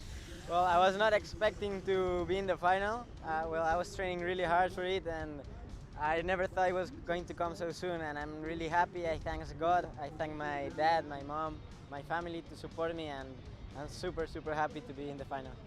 Streamed live around the world, fans gathered to take in all the young talent on Akyaka Kite Beach. First out was 16-year-old Valentin Rodriguez, who goes for a backside 317, rough landing, and a 6.4 score to kick things off for the Colombian. He's followed by Maxime Chablot, the Swiss rider producing a solid, clean, impressive backside 317 for a score of 8.87. Impressive start for the 17-year-old. Aduri Corniel goes for the same trick, and just look at that, gets his rotation on a flat axis, and that earns him a 9.2. Great start from the Dominican rider. Carlos Mario answers right back with a breathtaking Heart Attack 7 to produce a perfect 10 score. It doesn't get better than that, and Mario lets the boys know who's in charge here. Valentin Rodriguez goes out to do the same trick, and the Colombian comes up with an excellent Heart Attack 7 for a score of 9.93. What a result! Not far off from Mario's score. Maxime Chablot goes for a 317 on his second trick, a good smooth result, 7.7 score for the Swiss youngster. Aduri Corniel goes for a 319 but settles for a 317, 7.93 for the Dominican rider, not a bad score for a backup trick. And it's Carlos Mario again, going out for his second trick, another huge one, a KGB 7 this time, and that earns him a score of 9.47. Mario is on fire. Mario leads after the first 2 of 7 tricks, Corniel in second ahead of Chablot and Rodriguez. Going out for his third trick is Valentin Rodriguez. It's a 319 from the Colombian talent, and it is very good, 8.97. Chablot up next. He gets some big air, goes for the slim chance 9, but he crashes it. Bad luck for the Swiss rider. Aduri Corniel goes out and does the same trick, a slim 9, and he nails it. What an execution, 9.6 points as the Dominican rider solidifies second place and stays hot on the heels of Mario, putting pressure on the Brazilian to respond. Mario goes for his third. It's a backside 317. That earns the Brazilian 9.47, and Mario maintains his lead. But Corniel and Rodriguez are not far behind him, while Chablot needs to make amends for that crash with a big score to stay in the running here. Rodriguez is on his fourth trick. It's a slim chance 7, but it only earns the Colombian a 6.5 as the pressure begins to mount. Chablot knows there is no room for error, but it's another no score for the Swissman, the pressure beginning to tell in the WKC Akyaka final. But Aduri Corniel has been competing at this level for a while now, and the Dominican knows how to come up with the goods when he needs it. He goes for a KGB 7, and that gets him another 9-point score. This time it's a 9.37. He's very happy with that one. Mario knows he cannot let up here. He goes for a Hinterberger 7. Good execution from the Brazilian, earning him an 8.57, and that's good enough for him to maintain his lead over Corniel with just 3 tricks to go. Well, now it's going super good. The level is really high, like it's incredible right now. The next generation is pushing. Everybody's almost with 10, you know, like it's never seen even before. Like now the best is just to go super powerful there. Rodriguez goes all out trying to stay in the running, but disappointment hits him virtually mid-trick. The Colombian making do with a 7.2 backside 315. Chablot, desperate now, needs to produce 3 big scores if he's to have any chance of a podium. He lands it. There it is. That's what the Swiss rider needs. A rare trick, the back mope 7 for 9.53. Chablot says he's still in it. Gutsy performance from Chablot. Feeling good. Just a bit like I need to land one more trick, but feel good. Corniel goes for his 5th trick. It's a bad hop, but he powers through the trick to produce a solid 319, using his experience to come up with an 8.77 score. Mario answers with a slim chance 7, but it's a low score by his standards, a mere 8.23, not what he was looking for. Just 2 tricks remaining. Rodriguez goes for a slim 7 on his 6th trick, but he has trouble with the landing. He makes do with a 7.37. Now this is Chablot's chance to pounce. If the Swissman can get a big score, he will bring it down to the final trick. Chablot also goes for a slim chance 7. The rotation was good, but it's another crash. Chablot may be out of the running, but he can still snatch a podium place here in Aquiaca with a good final trick. Aduri Corniel is in pursuit of Mario. Can the Dominican snatch the lead here on trick 6? It's a double heart attack, but he only comes up with a 7.6. Now Mario can smell the victory. He knows he just needs to land the next 2 tricks. And just look at that, a double Hinterberger Mob 7. This man can do no wrong. He knows he's got it. 9.73. It's a Carlos Mario show. Rodriguez goes for his final trick. The Colombian gets a backside 315 in for a 7.6 score, but will that be enough to at least seal him a podium, or can Chablot snatch it right from under his nose? There he goes on his last trick. Chablot, good air, very clean execution. That might do it. There it is, an 8.67. The Swiss rider does it. He manages to move past Rodriguez in the final trick, salvaging 3rd place here in Aquiaca. Great result. Corniel goes for his last hurrah. A final big effort from him, but he bails. Unlucky, but smiling nevertheless, happy with 2nd place. And here he is, the winner of Aquiaca on his final trick. It's an insane backside 319. Carlos Mario is the World Kiteboarding Championships champion of Aquiaca. Chablot congratulates him as Mario goes out for a victory tour, and Corniel also waves the Dominican flag high, celebrating a well-earned runner-up spot. There are the final results. An excellent heat there with every rider pushing on a combined score of nearly 40. That's the kind of quality we've seen here. Carlos Mario kicks his season and his world title defense off with yet another resounding win. Corniel runner-up, and Maxime Chablot is on the podium in 3rd place for the first time in the WKC Elite Championship. I'm very happy with my result here. I think I performed very well, despite having felt a little pain in the arm, but it all worked out for me. I want to thank my family, my sponsors, and everyone here in Turkey who came to the beach to watch us. I really thank them a lot. I really appreciate it. It's always good coming here, and I want to keep coming in the future. That concludes an incredible first round to the 2018 World Kiteboarding Championship season. See you in round 2 in Dakhla, Morocco.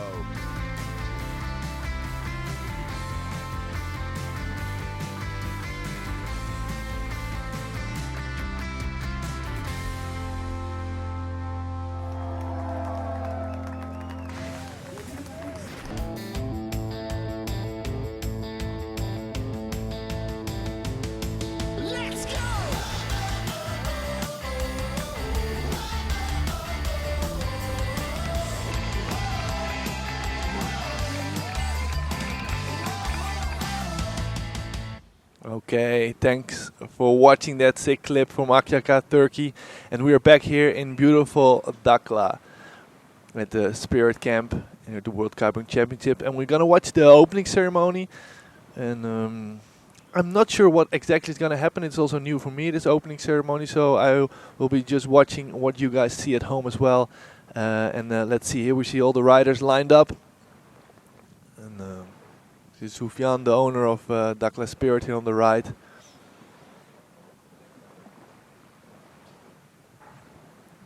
And slowly the tide is coming in as well, so as soon as the wind kicks in, we can start off this competition. And if I look upwind, I can see still the kites here flying here and people riding, so it looks promising. Especially with the high tide, it makes the competition area way bigger, so we have a lot of space to have the competition. And if you have any questions about this event or the upcoming event or previous events even, just drop us a comment on our Facebook page and we will do our best to answer your questions. Also on YouTube, if you're watching through the YouTube live, leave a comment and we are gonna answer, or at least do our best to answer your questions. Beautiful drone in the air there, and that's very stoked that we got the drone here into the country. It's always a bit of a thing to bring drones into countries, but they all arranged it perfectly. As you can see, this is the Dakhla Spirit staying all together in these beautiful bungalows. And we have the riders set up or lining up.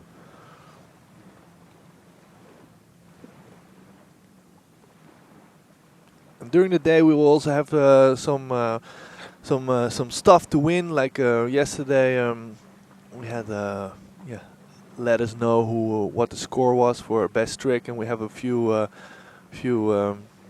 prize giveaways during the day as well. You can win a slingshot bag, RD backpack, Liquid Force, Ego twin tip, a Duoto Team Series twin tip, and even a 1-year membership on the Kite Mag. So yeah, the Kite Mag is pushing hard as well. Thanks for the support on that.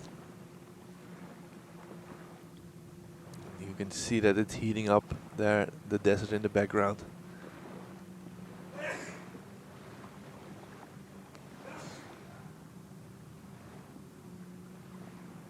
And all the riders are lining up for this opening ceremony. A lot of different countries here in this competition. I can't wait for the competition to start. But it's good that there's not too much wind at the moment, so we have time to do this opening ceremony. Otherwise, all the riders are rushing and want to get ready for their heat. But it's a good start here in Dakhla, Morocco. It's the Kiteboarding World Cup 2018. And we had the qualifiers here already. And we're going to start from today on with the Elite League. All the big names are in there. If you want to stay up to date, keep watching this live stream on the Facebook page or through YouTube, of course, and follow us on Instagram at World Kiteboarding Championships. You can drop questions there as well, of course.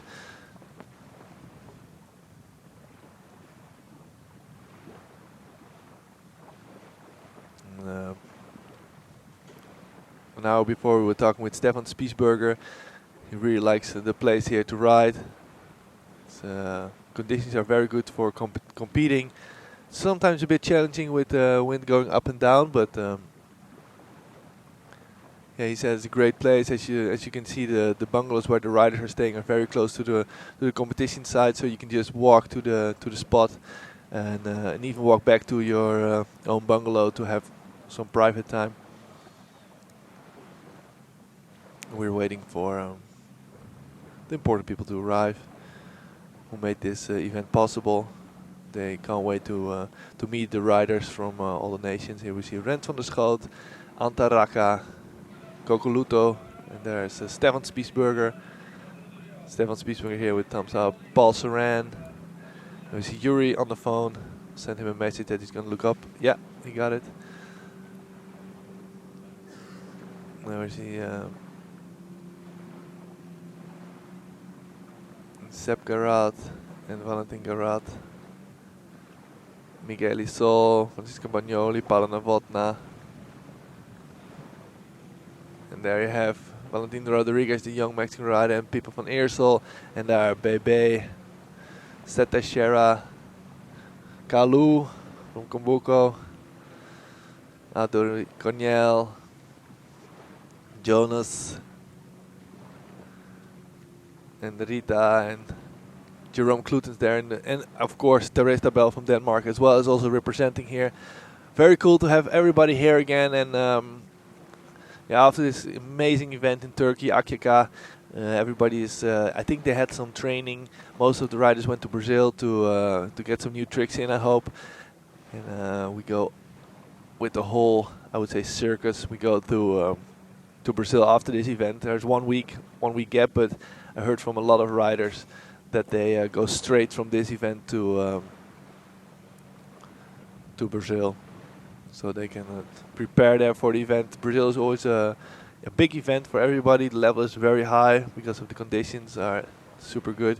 We will have the event straight in front of Dura Beach, actually one of my favorite places to ride. Perfect kicker spot in front, and Dura Beach is such a nice place to stay, to chill during the day, and to ride, of course. Very nice. People always there. The drone shot here is getting the shots nice and close to the flags. I love that they're pushing it. Can't wait to see the action again. Follow shots with the drone. Always impressed by it.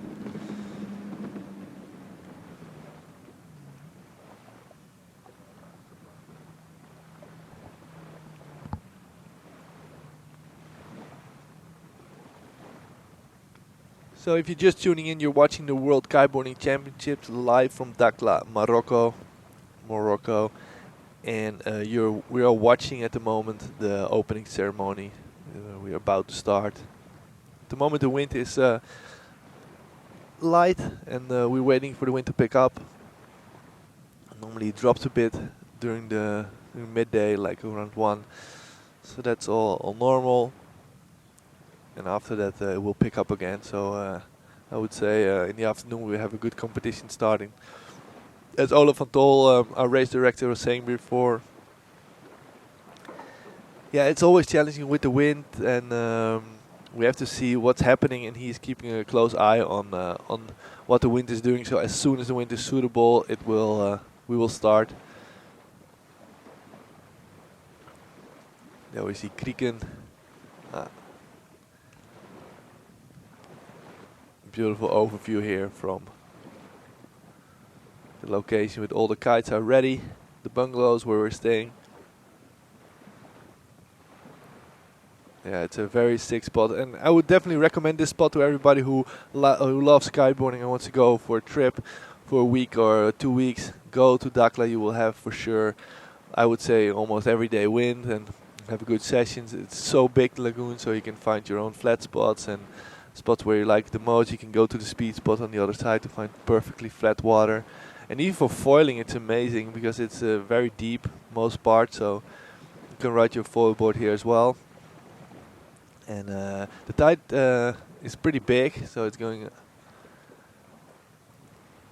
So sometimes you can have that current working with you or against you, so you need to be. It can be a bit tricky, but I always find a good way. Yeah. Okay. So this is a nice overview. We're gonna go for a short break, and then hopefully we get back to you when it really starts.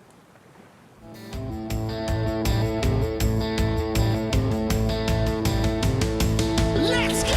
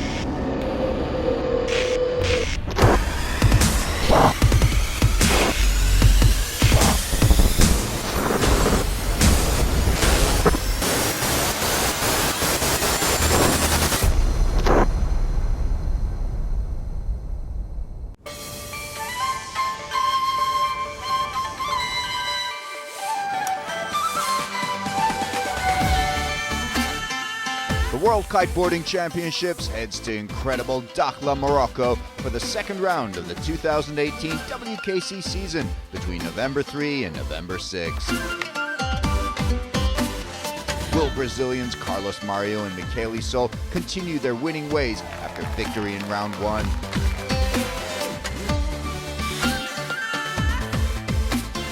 Or will a raft of up-and-coming newcomers and veteran former world champions spoil their never-ending kiteboarding carnival?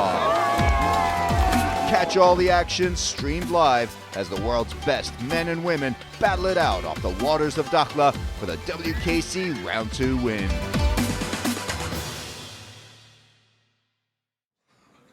Yes, and we are in Dakhla, Morocco. The World Kiteboarding Championship, the Elite League, is about to start, and we are watching the opening ceremony at the moment. Riders are waiting for a couple of important people to arrive here in Dakhla Spirit. Sick drone shot here. And if you've been watching before, you watched the highlight video of Akiyaka with some insane tricks. And definitely one of my favorite tricks is in there, what I saw there live for the first time in my life, the Backmob 7 from Maxime Chablot. I was very impressed by that trick. I can't wait to see that trick again here in Dakhla. As you can see, the wind is still very light, but it's still the first day of the competition. We're doing the opening ceremony at the moment, so it's all gonna be okay.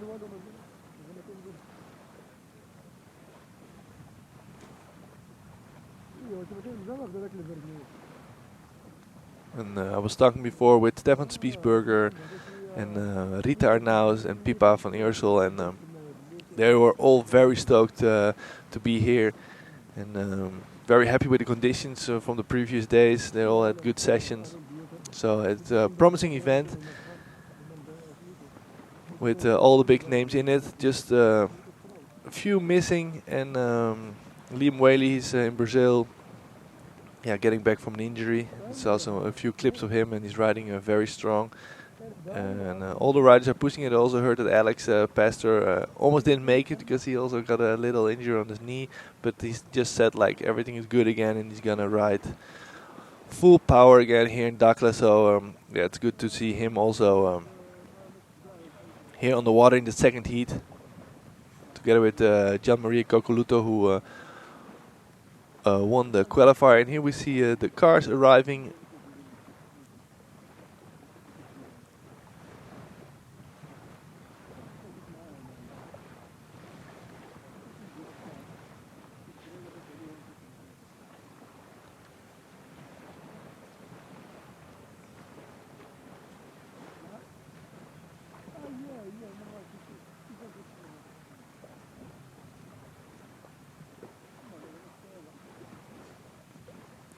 As I said before, I'm watching with at the same images as you're watching at home. So it's the opening ceremony from this beautiful event here in Dakhla, the World Kiteboarding Championships. We are at the Dakhla Spirit, is hosting this event.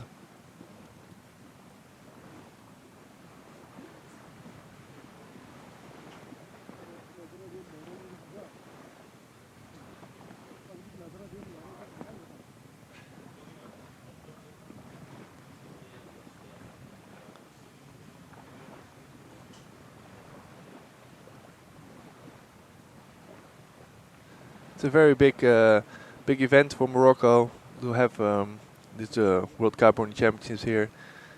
Does a lot for the sport, and Dakhla is very famous for kiteboarding, and we are very happy to be here.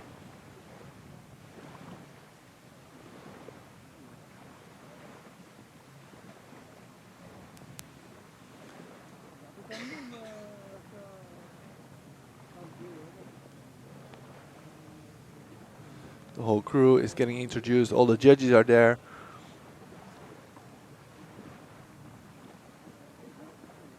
I'm happy to see that we have such a great judge team this event, and also for Brazil. Victor Heis from France is also just joined the team.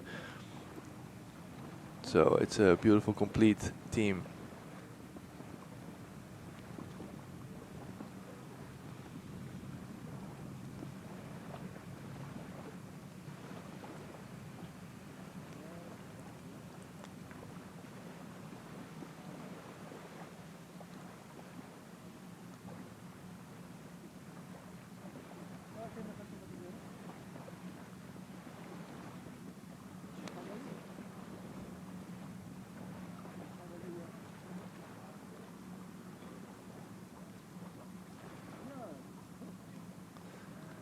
Okay, I think that was the opening ceremony for us. They will have a few meetings, probably about how happy they are, how that the event is finally here again in beautiful Dakhla. And I can't wait for the wind to pick up. We go for a quick commercial break and be right back with you guys.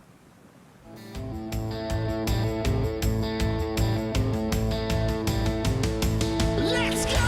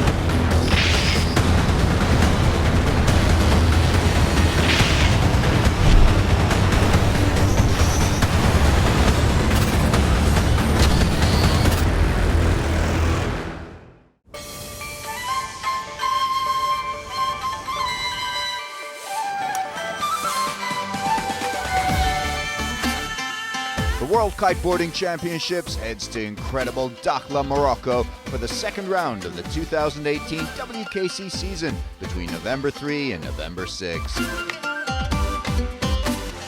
Will Brazilians Carlos Mario and Michele Sol continue their winning ways after victory in round 1?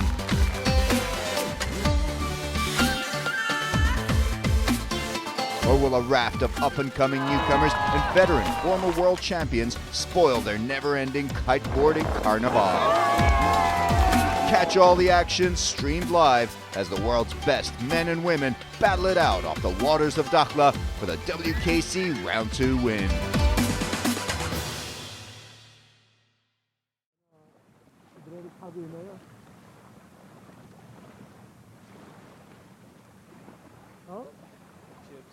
Live, and as you can see, the wind is still pretty light, and I just checked with Olaf van Tor, race director, what's happening, and they're still on hold. As you can see, the water is all the way up against the judge box and our live box. I'm sitting there on the bottom, so I have a perfect view. I see the water here in front of me. Yeah, it's light, so we are on hold. As I said before, if you have any questions about the event or the upcoming event or previous event, let us know. Drop me a message on the Facebook page, and we are more than happy to answer your questions. We will try to answer all the questions also through YouTube, and try to keep you up to date as much as possible.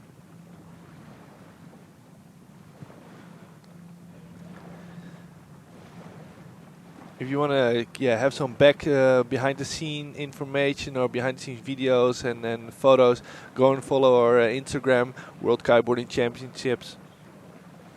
And you will be more up to date than than you were before. And as you can see there in the background, all the kites are setting up.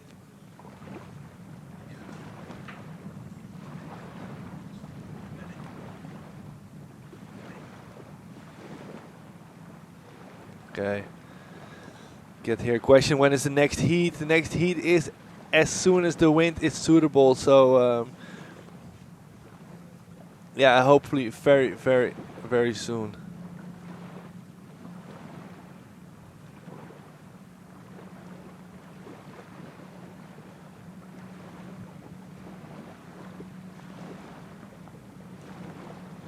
And also, if you have like, for example, if you guys prefer any riders to come here in the booth so I can interview them, let me know who you want to have some questions. So you want me to interview them, I can get them here next to me, and we can go over some of the questions you guys have for the riders.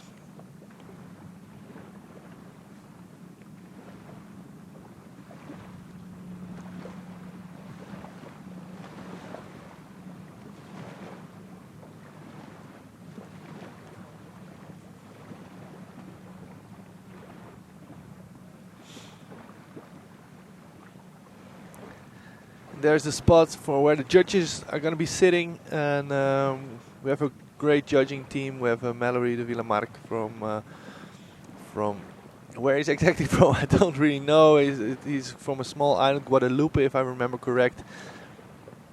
He's the head judge, and we have Alvaro Onieva, who is from Spain, judging. Cesar Portas judging here as well. We have Victor Hayes. We have Gabo from Argentina. And we have Rui Meira. All ex-competitors.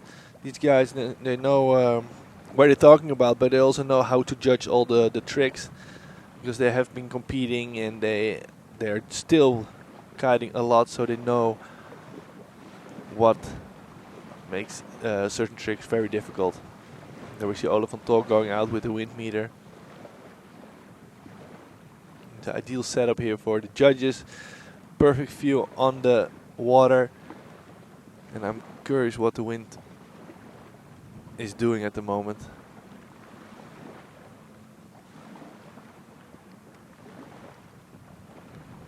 So we will be starting with the men's heat number 1, then run this whole round. So men heat number 1 to men's heat number 12, then we go for round 1 of the ladies. Women 1 to 4. So first 2 rounds of men, in total 12 heats. Then we go to the ladies, round number 1. And yeah, I can't wait to probably the same as you guys at home. You can't wait that this event's gonna start off, this Elite League. So we just need a bit more wind, but every time when I look upwind, it looks like I can see some white caps, so it's promising. Probably the tide that's coming in is pushing the kiters. Yeah, like it's not ideal when the tide is in the same direction as the wind. You lose quite some power in your kite. The other way around works very well if the tide is going out here at the moment, and so you have the current against you, so it works perfect. You get more pressure in the kite because the tide is pushing you upwind. So for me, very interested heat in round number 1 is everybody wants to see Carlos Mario ride. I understand that, but I can't wait to see Rodriguez ride again.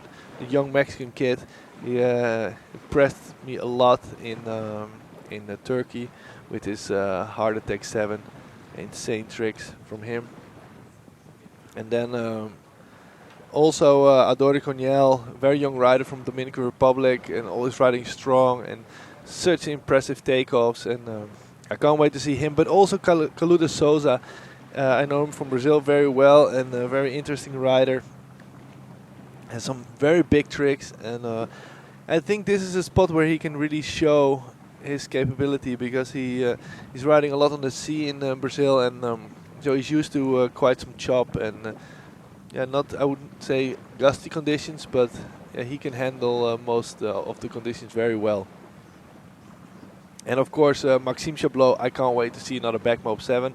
I don't know how you guys at home looking at those tricks, but I definitely have a lot of tricks that I love to see for certain riders. For example, Stefan Spiesberg, I can't wait to see like those insane grabs of him, and yeah, of Alex Pastor. I don't know, doing KGB 5 or 7 even with a grab. Those tricks, I have like from every rider a couple of tricks that I definitely want to see. Or like opening tricks. For me, the opening tricks of Yuri are always very impressive because he opens always very strong through. Yeah, for me, I think that's his tactic, to immediately open strong, to impress the other riders and to let them know like he is owning this heat. So yeah, I can't wait for this event to start.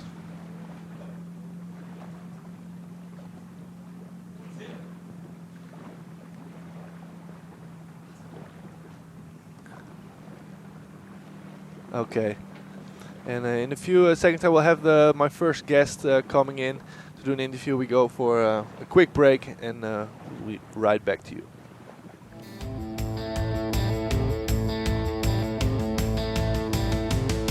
Let's go!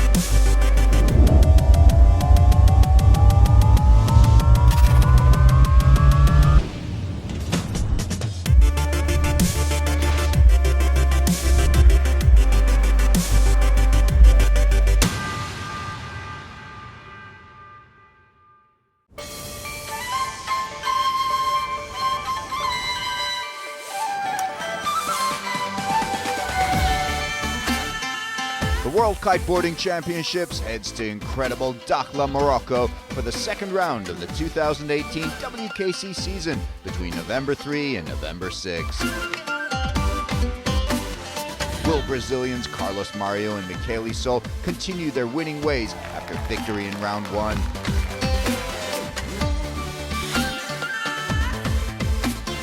Or will a raft of up-and-coming newcomers and veteran former world champions spoil their never-ending kiteboarding carnival? Catch all the action streamed live as the world's best men and women battle it out off the waters of Dakhla for the WKC Round 2 win.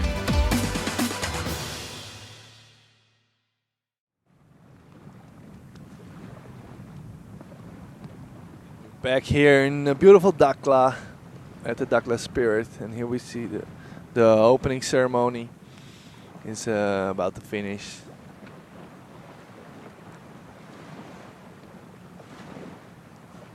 The owner of Dakhla Spirit giving here a little tour through the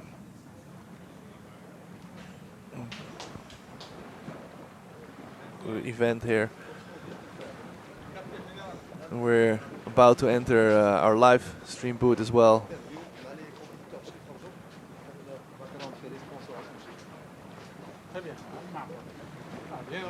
Introducing the behind the scene of this event. And the first riders are getting on the water. We see Valentin Garat going out on his 13 meter. Donc même ce qu'on est en train de dire d'abord, sur internet, si vous regardez la première script du championnat live, YouTube, Facebook, le site de la Coupe du Monde. Sufjan is explaining everything Ouais, c'est une première. to this gentleman how everything is working. Pour le kitesurf, c'est vraiment c'est des gros moyens par rapport à la taille du sport. Hein.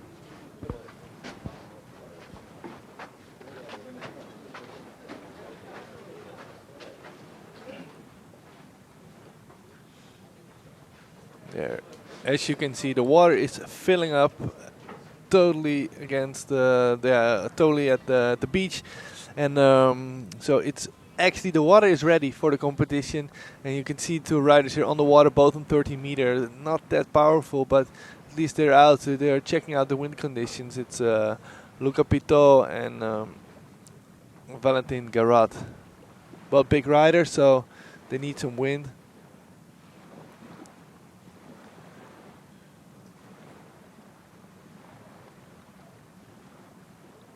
We just had the opening ceremony, and we're getting our first guest in here, all the way from Japan. And it's Yuri Zoon from the Netherlands. Yuri, welcome. Thank you. How are you doing, man? Yeah, pretty good actually. Yeah? Yeah, not bad, not bad. It's been a pretty big trip, but yeah, we're here.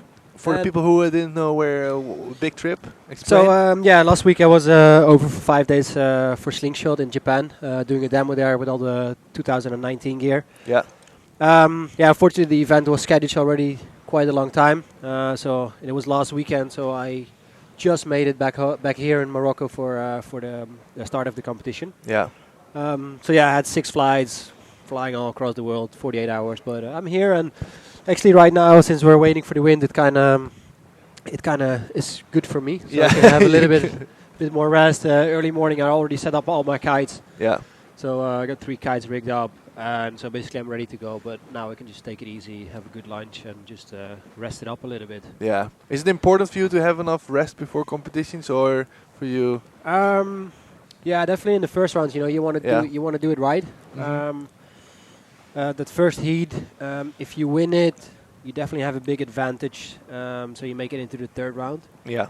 So that definitely saves a lot of energy. Yeah. So that is my aim today. Yeah. Which means that I would have the rest of the day off. Yeah. Right now it would really help me, but you never know what's it going to be. Yeah. Obviously I'm a little bit tired, but hopefully my experience will help me on that, and I can pull it off. Yeah, definitely. I can understand that. Especially traveling takes a lot of energy, and is it taking a lot of energy for you as well? Or you get a lot of energy from it? You definitely get a lot of energy, because this morning I woke up and I even set my alarm for 9 o'clock and 9:30 skippers meeting, so I would just sleep as long as possible. Yeah. But I already woke up before that because I was pretty hyped up. Yeah. So you definitely get a lot of energy from it. And as you said, the traveling is just tiring. Even though if you just sit in a plane, you don't do anything, it's tiring. Yeah. I'd rather kite a whole day than traveling in the end. Yeah, and after an event like this, after a World Cup, how do you feel? Do you feel exhausted, or you feel like, is there like an after? There is you're not really physically exhausted, but just maybe mentally a little bit, because it's basically you're here, and even though you're with your friends, and of course you talk about different things, but everything is around kiteboarding. Yeah. So it's like almost 24/7 it's kiteboarding, which in the end that's what we do. That's our job. That's our passion. But sometimes you do need a little bit of a break. Yeah. And sometimes even though the day when I come home, my friends always tell me, "Oh, let's go kiteboarding," and I'm just like, "Yeah, well, it's just been in a competition. Let's just relax for a little bit." Yeah. So, but yeah, hopefully. Is it hard for you to separate those things? No, not really. No. I mean, I've been doing it for a long time, so I kind of know where to when to say yes, when to say no. Yeah. Which is good. That definitely helps me to relax a little bit more as well in between. Yeah, I can imagine. So Dakhla, it's not a place where you come for the first time. Have you been riding here at this spot? I have been. I think this is my, 6th or 7th time. Yeah. And I pretty much rode along the whole bay, upwind, downwind, speed spots, so even here as well. And it's a really good place actually. Now we have, I think soon when we're gonna start, we have high tide. Yeah. and I think that's actually a little bit better than the low tide. Low tide, it does get really flat, but a little bit shallow as well. Yeah. So the high tide is definitely a good one. And then of course we do have an amazing spot, a little bit more downwind speed spot, but it only works with low tide. But yeah, so far I think this year we have, of course, with competitions, it's not always perfect. You have to be realistic in that as well. Sometimes spots are not, let's say Brazil. Brazil is one of the best spots around, and it's not always like that because it's not always possible. True. But I think this year we really have a list of really high-end, definitely good quality spots. Like Turkey was amazing, huh? Turkey was amazing, and it's directly reflecting in the scoring as well of the tricks. I mean, if you saw that event, it was just insane. Insane. Yeah, like it was crazy. The amount of the final and even quarters and semis was just nuts, basically. Yeah, true. So yeah, hopefully we can. I think we can definitely manage that same level here as well. Yeah. And I'm just really looking forward to another great event. I mean, forecast. I've been looking at it. It looks good. Really good. Yeah.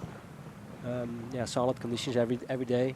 Yeah, everybody is very stoked about how the qualification went, and the wind was pretty good. So I'm very confident about the wind coming. I think it just has to do with something that the tide is coming in, that the wind drops a bit, and you have the current, of course, with you. So yeah, apparently it has been doing that every single day. What they told me, so I'm not too worried about it. I mean, we still it's only 1:30 here.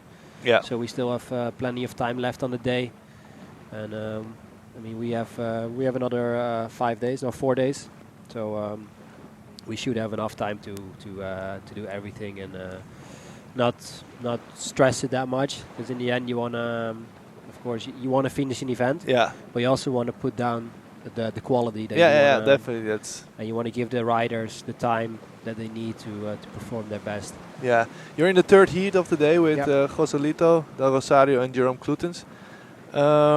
Third heat, is it nice to be in the third heat, or do you prefer to be in the last heat, for example? I guess not now, but I don't know. Yeah, now I saw it yesterday already when it was. Where was it? I think it was. Maybe I was still in Japan, and I saw it, and I was like, okay, I'm in the third heat, and then in the end you have to ride at one point. Yeah. Right now, I would probably like it to be a little bit further down. Yeah. But even like this morning, I was like, oh shit, I mean third heat, like I have to go pretty soon. Yeah. But now we have this little break, and it doesn't really matter anymore. It's we're in the middle of the day. Yeah. And but in general, what's your ideal place to? I think third is not that bad actually. Most of the time I rather not be the first. First out. It's horrible. I think it's not great because like a test dummy. Yeah, kind of. Yeah. If the conditions are good, then it's alright. But it's always good to have a couple of heats in front of you, so you can actually see a little bit, watch the guys. Yeah. Where's the good part? Where's a little bit more flat, or where there's a little bit more wind? Yeah. So yeah, like first heat, not that great. Last heat sometimes as well, because most of the time we really try to work with rounds. Yeah. So for example, we try to finish round one, and then if we don't have any light left or the wind doesn't seem too good, we rather stop. So we have every round we have kind of similar conditions. Yeah. So also the last heat sometimes can be a bit like a bit tricky. Yeah. Let's push it, you know. Yeah. So it's let's just finish it so we have it done. Yeah. But then in the end, I mean, if we look back to Morocco, it was I had heats where I was in the middle, and the wind changed a little bit, and you have like super strong wind suddenly, and then it drops again. So in the end we're dealing with Mother Nature, and you can't plan it, and she does what she wants. So you gotta adapt to it and deal with it. But that's a good thing how you see those things. Like you just take it how it comes. It's easy to say. Yeah, it's easy to say, and of course I rather have the perfect conditions, and you do say it. When, for example, when a race director makes a call like, okay, we're gonna start, and as a rider you see it a little bit differently. Yeah. So it's as a rider you're hoping and waiting for the best conditions. Of course. So whenever a race director starts, it's always a bit like, come on, like why really? But in the end, you just have to start. You have to start. You have to start at some point, and in the end, we have an experienced race director. So he most of the times he makes the right call, and he's there to to make it happen as well. He has to do the whole event, and we have to do it on the water. Yeah, I have Okay, I have one question for Yuri from through the Facebook page. What's the strategy you use to win your heats? To win your heats big? To win my heats big? Yeah, it used to be just go as big as you can. But sometimes you have to. Sometimes you have to be a bit smart as well. But why do you need to be smart still? Because it's just seven tricks. Your best 4 tricks count. How? Yeah. So I have a pretty good example in Morocco. In Akika in Turkey. Yeah. There was this heat, and I started really good, and the other guys didn't start. Yeah. Like they had an okay start, and then I had 3 solid scoring tricks, and I was like, okay, you know what? I'm in a pretty good lead. Yeah. What I'm gonna do? I'm gonna continue, or I'm gonna put my 4th trick down. So what I did, it was like I did a really good back mob 5, which scores reasonable, not crazy high. Yeah. But at least I know I had like 4 decent scoring tricks. Yeah. And from there on, I went on and just progress everything. Yeah. So at that point, like I could have taken a lot of risk. Yeah. And actually maybe crash, maybe injure yourself. Yeah. So at that point, I was just like I played a little bit safe. Yeah. And afterwards, I went over it. So when you have your 4 base score trick, or you have a proper score, then you or some of the heats you just have to go all in. Yeah. There are heats, especially if you go into quarter, semis, and final, then you just have to go all in, and you just have to push as hard as you can, and that's what I do. And it's also the style I really like to do. Is just start. Start big. Yeah, go as big as you can. And I have been doing that pretty much all my competition career, and it's got me where I am today, and which is also the style I really want to show. I really want to push. So if you ask me to do a really technical grab, just forget about it. But I just want to go as big as possible. Yeah. No, I think it's something that really is something like how you open is most of the time with a really big trick, and then if you look at the other faces, they're almost like okay. He's also in our heat. It came back from the days when I was doing the combos. Yeah. And I was just like, it gives you such an amount of energy. Even though like the whole heat is like you full power. Yeah. It just gives you so much energy, and you just want to push it as hard as you can. If you come in and you do like 3-4 tricks, especially if you can make them big as well. Yeah. I had a period of time where I was always opening with a backside 317. Yeah. Had it on lockdown. I'm hopefully going to try to do it as well. Cool. Thanks a lot, Yuri. No worries. We're going to go in a lunch break and talk to you guys later.